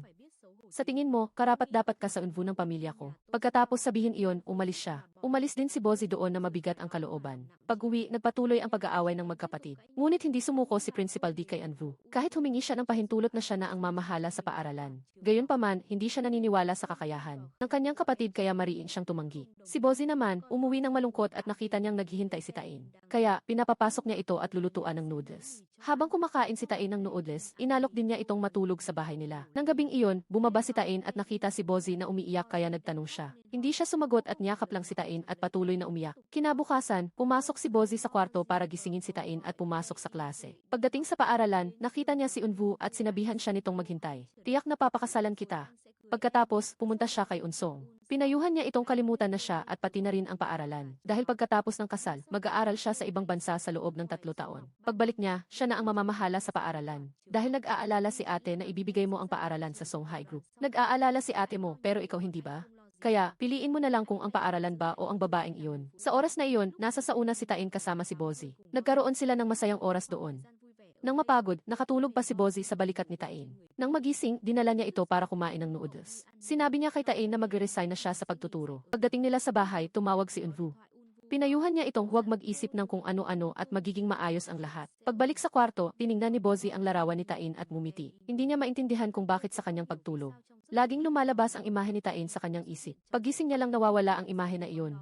Kinabukasan, nagsumite si Bozi ng resignation at humingi din kay Unsong ng kaunting oras para makipaghiwalay kay Unvu. Paglabas niya, nakita niyang maraming tao ang dumating. Nag-aalalang lumapit din si Principal D. Pero nang pumasok siya, nakita niya si Unvu na nagpapaliwanag sa mga tao mula sa Ministry of Education na ang paaralang ito ay hindi pag-aari ng Songhai Group, na si Principal Cha ang namahala at si Principal D ay nag-upa lamang. At kasalukuyan kaming may maraming pagbabago para lang makasabay sa mas advanced na edukasyon. Nang marinig ang mga salita ng kanyang kapatid, talagang napanatag siya. Kaya, nang umuwi si Unvu, tinanong niya kung gusto nitong pamahalaan ang paaralan. Hindi lang dahil gusto mong pakasalan si Bozi, kaya mo ginagawa yan. Siyempre, dahil lang ito sa paaralan natin ito. Dahil dito, nagdesisyon si Principal D na sumuko at pinahintulutan si Unvu na pakasalan si Bozi. Nang marinig ito, masayang tumakbo si Unvu. Tinanong naman ng tatay nila kung bakit. Natatakot siya kay Unsong kaya hindi na siya nagtitiwala. Kung hindi niya mapapangasawa si Unvu, paano?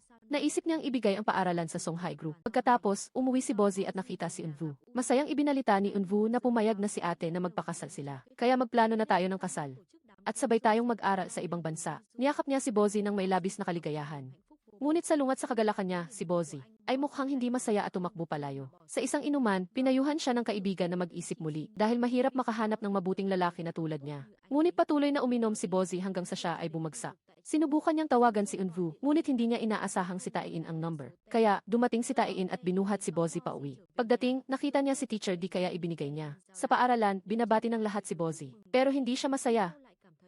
Nang gabing iyon, kumain ang pamilya ni Unvu kasama siya at ang kanyang kapatid. Si Taiin ay umupo sa tabi at kumain ng walang inaalala. Nagtaka si Principal D kung bakit wala ang mga magulang ni Taiin. Ipinaliwanag niya na may gagawin pa sila sa templo, kaya hindi pa sila nakararating. Pagdating sa bahay, dinala ng nanay niya ang wedding dress ni Bozi kay Taiin. Gusto niyang dalhin niya iyon kay Bozi para magpaalam at kalimutan na ito. Ngunit nang dumating si Bozi para kunin ang damit, hindi na niya talaga gustong magpakasal. Kung gagawin niya iyon, ano na lang ang mangyayari sa lalaking iyon? Nang makita ni Taiin na hindi mapakali ang isip ni Bozi, inilabas niya ang wedding dress at sinabi sa kanyang subukan ito. Nang bumalik si Taiin, nakita niya si Bozi na umiinom ng alak. Hindi ito masyadong naintindihan ni Taiin. Ngunit patuloy siyang umiyak at sinabing ayaw niyang magpakasal dahil ramdam niyang mabigat ang kanyang puso at hindi siya masaya. Niyakap siya ni Taiin at inaliw.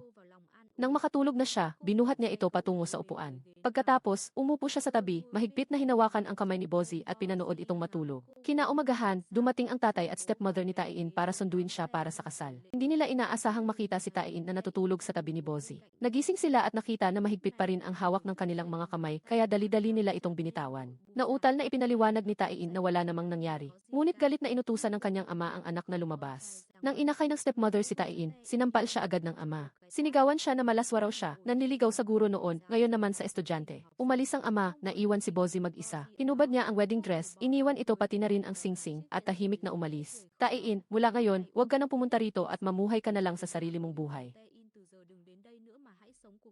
Maghanap ka ng trabaho para mabuhay dahil hindi na kita anak. Pagkatapos sabihin iyon, pumasok sila sa loob. Pag-uwi, umupo lang si Bozi at kumain ng noodles. Hindi nagsasalita kahit nagtatanong ang kanyang kapatid. Pagkatapos, pumunta siya kay Unvu at humingi ng paumanhin. Sabi niya, ayaw kong pakasalan ka ngayon at maging sa hinaharap at magpakailanman. Kaya mag-isa ka na lang mag-aral sa ibang bansa. Magtuturo pa rin ako sa paaralan, umaasa akong magkikita pa tayo sa hinaharap. Dahil naunawaan na ni Bozi kung sino talaga ang mahal niya. Ang oras na sinundan niya ang pag-ibig niya kay Unvu ay nagdulot ng labis na sakit kay Taiin. Sa kabila nito, palagi siyang nasa tabi niya ng walang pasubali. Kinabukasan, nakatanggap ng abiso ang paaralan na pinaalis si Taiin. Nag-aalalang tumakbo si Gemma sa bahay para hanapin siya. Pero kahit tawagin niya, nakakandado ang pinto. At simula noon, hindi na nagpakita pa si Taiin. Lumipas ang isang taon at ang lahat ay nakalimutan na. Hindi na nagtuturo si Bozi sa Dongsu School, kundi sa isang review center. Regular pa ring nagpapadala ng sulat si Teacher G sa kanya at nagbabalita ng araw ng pagbabalik niya sa Korea dahil tapos na ang kanyang pag-aaral. Nang araw ng pagbabalik ni Unvu, sumalubong si Bozi sa airport. Hindi sinasadyang nakita niya si Taiin na dumaan kaya siya ay natigilan. Sinubukan niyang habulin ito, ngunit sumakay na ito ng taxi at umalis. Sa loob ng kotse pa uwi kasama si Unvu, malungkot si Bozi. Tinanong siya ni Unvu kung hanggang saan na ang kanyang pag-aaral. Sinabi ni Bozi na naghahanda na siya para sa exam. Nang marinig iyon, naisip niya na sa taong ito, maaari nang bumalik si Bozi sa paaralan. Ngunit si Taiin ang iniisip niya, kaya hindi niya napansin ang sinabi ni Unvu. Dinala siya ni Unvu pabalik sa paaralan at inihayag na. Bukas, formal na niyang kukunin ang posisyon ng kanyang ate. Mula ngayon, siya na ang mamamahala sa paaralang ito at gusto niyang tumulong siya. Ngunit hindi kumpiyansa si Bozi na bumalik sa lugar na ito. Tinanong ni Unvu kung ano ang ibig sabihin ng mga salita niya noon. Sinabi ko na hiwalay na tayo ng maraming beses. Tapos na ang lahat, bakit mo pa inuulit? Akala niya, masyado siyang takot kaya niya nasabi ang mga ganoong bagay. Pero wala namang taong naghihiwalay dahil sa takot. Kung gayon, bakit ka gustong makipaghiwalay? Dahil may mahal na akong iba. Sa panahong minahal kita, nasaktan ko ng sobra ang lalaking iyon. Nakokonsensya ako dahil doon.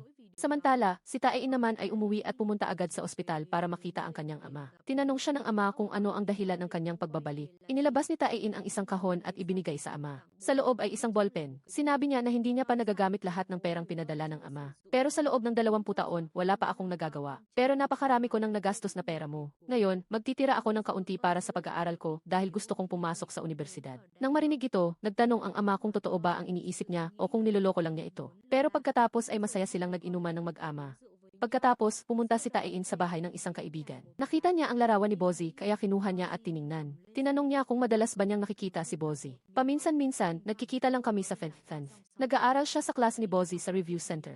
Dahil pagkatapos mo siyang paalisin, umalis din si Bozi sa paaralan. Bukas, klase namin sa Fenth, ipapasyal ko si Bozi. Tiyak na magugulat ang lahat kapag nakita ka ulit. Kinabukasan, pumunta si Taein sa paaralan kasama si Gemma para mag-enroll sa review center. Hindi niya inaasahang makita si Bozi na nagtuturo doon. Agad na pumasok si Taein sa klase niya. Doon, hiniling ng mga estudyante na ikwento niya ang tungkol sa cotton candy. Kaya nagdesisyon siyang ikwento ito sa loob ng 5 minuto. Noong huli, ikinuwento niya hanggang sa pinatalsik ang lalaki sa paaralan. Simula noon, hindi na niya ito nakita. Hindi rin siya nagkaroon ng sapat na lakas ng loob para sabihin ang nararamdaman niya. Dahil bago ang kasal, doon niya lang na-realize na mahal niya ito.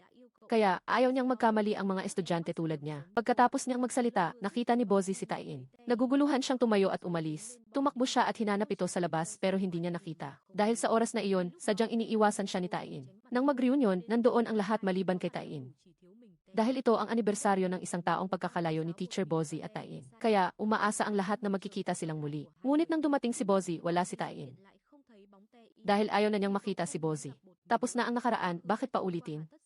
Ngunit hindi nakinig ang puso ni Taein. Umuulit sa kanyang isip ang mga salita ni Bozi kaya tumakbo siya. Ngunit nang dumating siya, nakaalis na ang lahat. Dismayado si Taein na umupo sa silya nang biglang pumasok si Bozi. Lumapit siya para tulungan si Bozi sa pagkuha ng basura. Inulit niya ang tanong tungkol sa sinabi niya kanina. Ngunit ayaw na itong ulitin ni Bozi. Sinubukan niyang maglakad ng mabilis, ngunit hinabol pa rin siya ni Taein at nagtanong. Totoo ba na mahal mo ako? Kung mananahimik ka lang, hindi ko malalaman. Kung ayaw mong magsalita, ako ang magsasabi ng akin. Sa panahong lumipas, minahal kita ng sobra. Ngunit nakokonsensya ako dahil sumingit ako sa relasyon ninyo ng prinsipal. Dahil din sa akin kaya nakansela ang kasal. Kaya hindi ko nahahayaang malungkot pa ang mahal ko. Iyan ang dahilan kung bakit nagdesisyon akong umalis. Dahil sa takot na kung mananatili ako, hahanapin kita at aaminin ang pag-ibig ko. Umalis ako para tuluyan kitang makalimutan. Nang nakalimutan na kita, ngayon mo naman ako mahal. Gayunpaman, inakala kong makakalimutan kita. Ngunit mula nang bumalik ako rito at nakita ka, lahat ng pagsisikap ko ay naglaho. Ang nararamdaman ko para sa iyo ay nananatiling. Pareho tulad ng isang taon na ang Pagkatapos, niyakap niya si Bozi habang humihikbi. Nasasaktang nagtanong si Bozi, saan ka nagpunta nitong isang taon? Kung saan-saan lang, pero siguro nagkamali ako. Samantala, si Gemma ay nasasaktan lang na nakatingin sa kanila. Sa oras na ito, nakita ni Unvu si Unsong. Tinanong niya kung bakit nandito pa rin ito. Dahil hinintay kitang bumalik. Kinabukasan, pumunta si Taein sa paaralan at lihim na hinalikan si Bozi. Sa klase, gumuhit pa siya ng puso at ipinakita ito. Pagkatapos ng klase, sila na lang dalawa ang naiwan para mag-review. Hindi sinasadyang dumating si Unvu at nakita sila mula sa labas. Na-realize niya na si Taein ang mahal ni Bozi. Pagkatapos, umalis silang magkahawak kamay. Sa daan, tinanong niya si Bozi kung kailan siya nagsimulang mahalin. Pero hindi niya alam. Ang naisip lang niya ay noong unang beses na natapunan ni Taein ng noodles ang kanyang ulo. Pagkatapos, pinuntahan ni Taein si Gemma. Binalaan siya ni Gemma na walang tatanggap sa relasyon nilang dalawa. Kung tatanggapin mo ako, babasbasan tayo ng lahat. Pero sa inyo ni Bozi, walang. Tatanggap kaya kalimutan mo na siya. Sa kabilang banda, umamin din si Bozi sa kanyang kapatid tungkol sa pag-ibig niya kay Taein. Ngunit matindi ang naging reaksyon ng kanyang kapatid. Kasabay nito, pinuntahan ni Taein ang kanyang tiyuhin. Inutusan niya si Taein na lumayo kay Bozi. Si Bozi, tinatanggihan niya ako dahil nakokonsensya siya sa iyo. Ngunit hindi ako tanga na hindi. Pakakilala ng pag-ibig at konsensya. Sinabi niya na mahal niya ako at pinaniwalaan ko iyon. Kaya tiyak na papakasalan ko si Bozi. Nagulat ang stepmother niya at narinig ito kaya nagtanong siya, anong sinabi mo? Sino si Bozi? Baka sina Bozi ang tinutukoy mo? Sa tingin mo ba papayag ang tatay mo dyan? Basta gusto ko, tiyak na papayag si tatay. Walang pakialam kung paano ka mabuhay. Pero kailangan naming dalhin ang kahihiyan na iyon. Pagkatapos, sinira mo ang kasal ng iyong tiyuhin. Sinira mo ang pangalan ng aking paaralan. Ngayon, naglakas loob ka pang magpahayag na magpapakasal. Sa taong dating nakatakdang ikasal sa tiyuhin mo. Bakit hindi ka nalang tuluyan umalis at bumalik ka pa? Pagkatapos sabihin iyon, umalis siya ng galit. Malungkot na nagpunta si Taein at nakipag-inuman kay Sujin. Pagkatapos, tumakbo siya ng mabilis patungo sa bahay ni Bozi. Pagkakita kay Bozi, niyakap at hinalikan siya ni Taein. Niyakap niya ito at humingi ng paumanhin dahil mabaho siya sa alak. Gusto niyang pakasalan si Bozi dahil siya lang ang tanging tao sa mundo. Tanging ikaw lang ang nagpapasaya sa akin. Kaya, kinabukasan, dinala niya si Taein sa bundok. Nang malaman ni Taein na ipapakilala siya ni Bozi sa kanyang ama, tuwang-tuwa siyang tumakbo. Pagdating doon, patuloy na yumuko si Taein sa biyenan. Kaya kailangan siyang pigilan na huwag nang gawing iyon. Ang kailangan lang daw ay mag-cross hands at yumukod. Nagpasalamat si Taein sa kanyang ama dahil ibinigay sa kanya ang kanyang anak. Binuhat pa niya ito at inikot ng ilang beses. Pagkatapos, dinala niya ito sa labas para mamitas ng gulay. At sinamantala ni Taein ang pagkakataon na lihim na halikan si Bozi. Magkasama silang nagluto at masayang kumain ng kanin doon. Kasabay nito, hindi pa rin matanggap ni Eunwoo ang pag-iwan kaya pinuntahan niya si Bozi sa bahay. Nalaman niyang umakyat ito sa bundok kasama si Taein at matutulog silang dalawa doon ngayong gabi. Sa templo, nagtaka si Taein kung bakit walang sinabi ang ama ni Bozi. Kahit alam niyang dinala ng anak ang kanyang boyfriend para ipakilala dahil ang tatay ko ay nag-ayuno at walang pakialam sa mundo, hindi na ako ang kanyang anak. Kinabukasan, pumunta si Taein sa bahay para makita ang kanyang stepmother at inanyayahan itong kumain. Habang kumakain, humingi siya ng tulong sa ina para kumbinsihin ang kanyang ama. Dahil gusto kong matanggap ang basbas ninyong dalawa, ngunit iginiit ng ina na hindi iyon mangyayari. Dahil dito, nahihiya ako at gusto kong magtago sa lupa. Kaya putulin mo na ang relasyon mo sa pamilyang ito. Malaki ka na, kaya kung paano ka mabubuhay. Ay walang pakialam ang sinuman. Bakit kailangan mo pa ng basbas ko ngayon? Mula ngayon, gusto kong baguhin ang sarili ko para maging isang responsableng tao. Pero ang pakikipag-asawa kay teacher na ay isa ng pagkakamali. Pagkatapos sabihin iyon, mabilis siyang umalis. Samantala, dumating si Eunwoo para sunduin si Bozi at dinala ito sa art studio para mag-usap. Ano ang ginagawa mo, gayong estudyante mo si Taein? Alam mo na gustong pakasalan ka ni Taein, bakit hindi mo pinigilan? Pigilan kundi hinayaan mo pa itong humantong sa ganito. Alam kong hindi magiging madali ang kasal kaya hindi ako magpapakasal. Sana say makumbinsi mo siya na intindihin. Pero kung gusto pa rin niyang magpakasal, susundin ko siya. Sa review class, nakatingin lang si Taein kay Bozi na mabigat ang kalooban. Habang magkahawak kamay na umuuwi, nagtataka si Bozi kung bakit malungkot si Taein. Hindi siya katulad ng dati. Tumakbo pa siya para bumili ng ice cream para pasayahin si Taein. Ngunit hindi pa rin ito mababago ang damdamin niya. Sa daan pa uwi habang buhat niya si Bozi, nakita niya itong umiiyak kaya nag-aalala siyang nagtanong. Niyakap niya si Bozi at humingi ng tawad dahil ayaw niyang masaktan siya. Ngunit hindi iyon madali.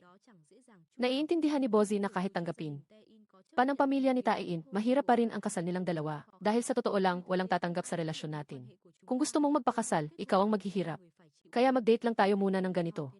Hanggang sa maging sapat na ang gulang natin, saka natin iisipin iyan. Pag-uwi, nakita ni Bozi sa pahayagan na naghahanap ng guro ang paaralan. Biglang tumawag ang homeroom teacher. Wala na akong desk.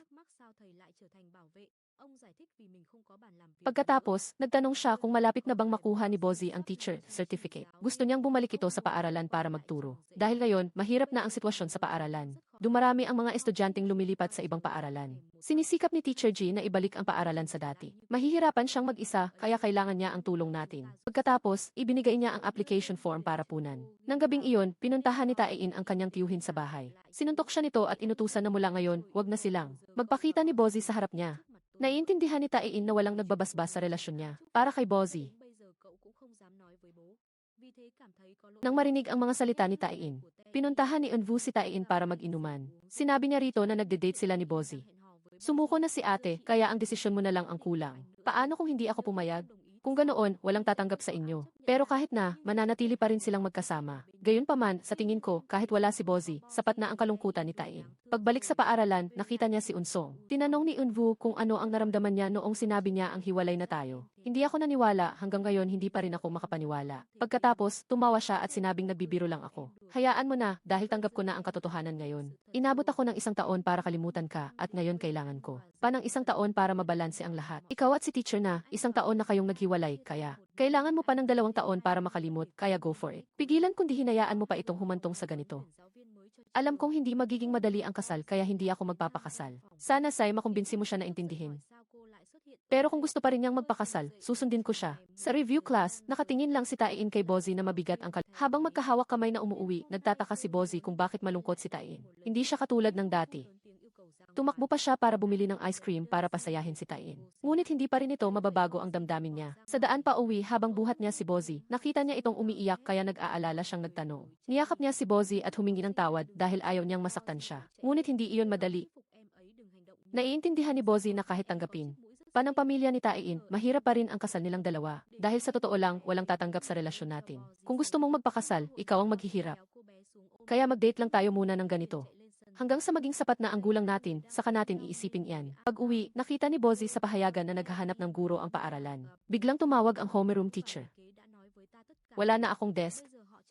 Pagkatapos, nagtanong siya kung malapit na bang makuha ni Bozy ang teacher. Gusto niyang bumalik ito sa paaralan para magturo. Dahil ngayon, mahirap na ang sitwasyon sa paaralan. Dumarami ang mga estudyanteng lumilipat sa ibang paaralan. Sinisikap ni Teacher G na ibalik ang paaralan sa dati. Mahihirapan siyang mag-isa, kaya kailangan niya ang tulong natin. Pagkatapos, ibinigay niya ang application form para punan. Nang gabing iyon, pinuntahan ni Taiin ang kanyang tiyuhin sa bahay. Sinuntok siya nito at inutusan na mula ngayon, wag na silang magpakita ni Bozy sa harap niya. Naiintindihan ni Taiin na walang nagbabasbas sa relasyon niya, para kay Bozy. Nang marinig ang mga salita ni Taiin, pinuntahan ni Eunwoo si Taiin para mag-inuman. Sinabi niya rito na nagde-date sila ni Bozy.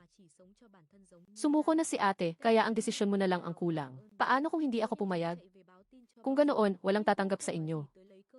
Pero kahit na, mananatili pa rin silang magkasama. Gayunpaman, sa tingin ko, kahit wala si Bozy, sapat na ang kalungkutan ni Taiin. Pagbalik sa paaralan, nakita niya si Unsong. Tinanong ni Eunwoo kung ano ang naramdaman niya noong sinabi niya ang hiwalay na tayo. Hindi ako naniwala, hanggang ngayon hindi pa rin ako makapaniwala. Pagkatapos, tumawa siya at sinabing nagbibiro lang ako. Hayaan mo na, dahil tanggap ko na ang katotohanan ngayon. Inabot ako ng 1 taon para kalimutan ka, at ngayon kailangan ko. Panang 1 taon para mabalanse ang lahat. Ikaw at si teacher na, 1 taon na kayong naghiwalay, kaya kailangan mo pa ng 2 taon para makalimot, kaya go for it. Nang marinig ang tungkol sa mga anak, umiti si Taiin. Kasabay nito, nagdesisyon din si Unsong na huminto. Dahil pagkatapos mong iwanan si Bozy, hindi ka pa rin pumunta sa akin. Kung aalis ako, paano ka na lang? Kaya manatili ka sa tabi ko at tulungan mo ako. Masayang naramdaman ni Unsong na sa huli ay bumalik din ang tag-araw. Lumipas ang maraming taon, 1 araw pagkatapos ng kasal ni Bozy at Cotton Candy. Nagmamaneho si Bozy papunta sa paaralan. Dumaan siya sa kanyang minamahal na mga estudyante. Bawat isa ay may sariling buhay. Pagdating niya sa paaralan, nakatanggap siya ng isa pang imbitasyon sa kasal mula sa isang estudyante. Habang nag-uusap sina Eunwoo at Bozy. Sa klase naman, nagkukwento si Taiin tungkol sa sarili niya sa mga estudyante. Dahil pagkatapos kong tapusin ang kolehiyo, nag-military service ako. Pero pagbalik ko, gusto niya akong mag-aral pa ng master's degree. Pagkatapos, inutusan niya akong maghanap ng trabaho na may mataas na sweldo. Ngayon, naiisip ko na napakaswerte niya dahil nakuha niya ako. Habang nagkukwento siya, biglang pumasok si Gemma at tinawag siya. Anong ginagawa mo sa oras ng klase? Dali-daling tumakbo si Taiin at yumuko para humingi ng paumanhin. Pagkatapos, lihim niya itong hinalikan at tumakbo, kaya hinabol siya nito. Para kay Taiin, noong mga taon ng kanyang kabataan, ang makilala. Ang kanyang guro ay isang biyaya sa buhay. At ito rin ang pag-ibig na palagi niyang hinahangad. Ang pelikula ay nagtatapos dito. Kung nagustuhan ninyo, paki-like at share at mag-subscribe sa channel namin para suportahan kami. Salamat sa panonood.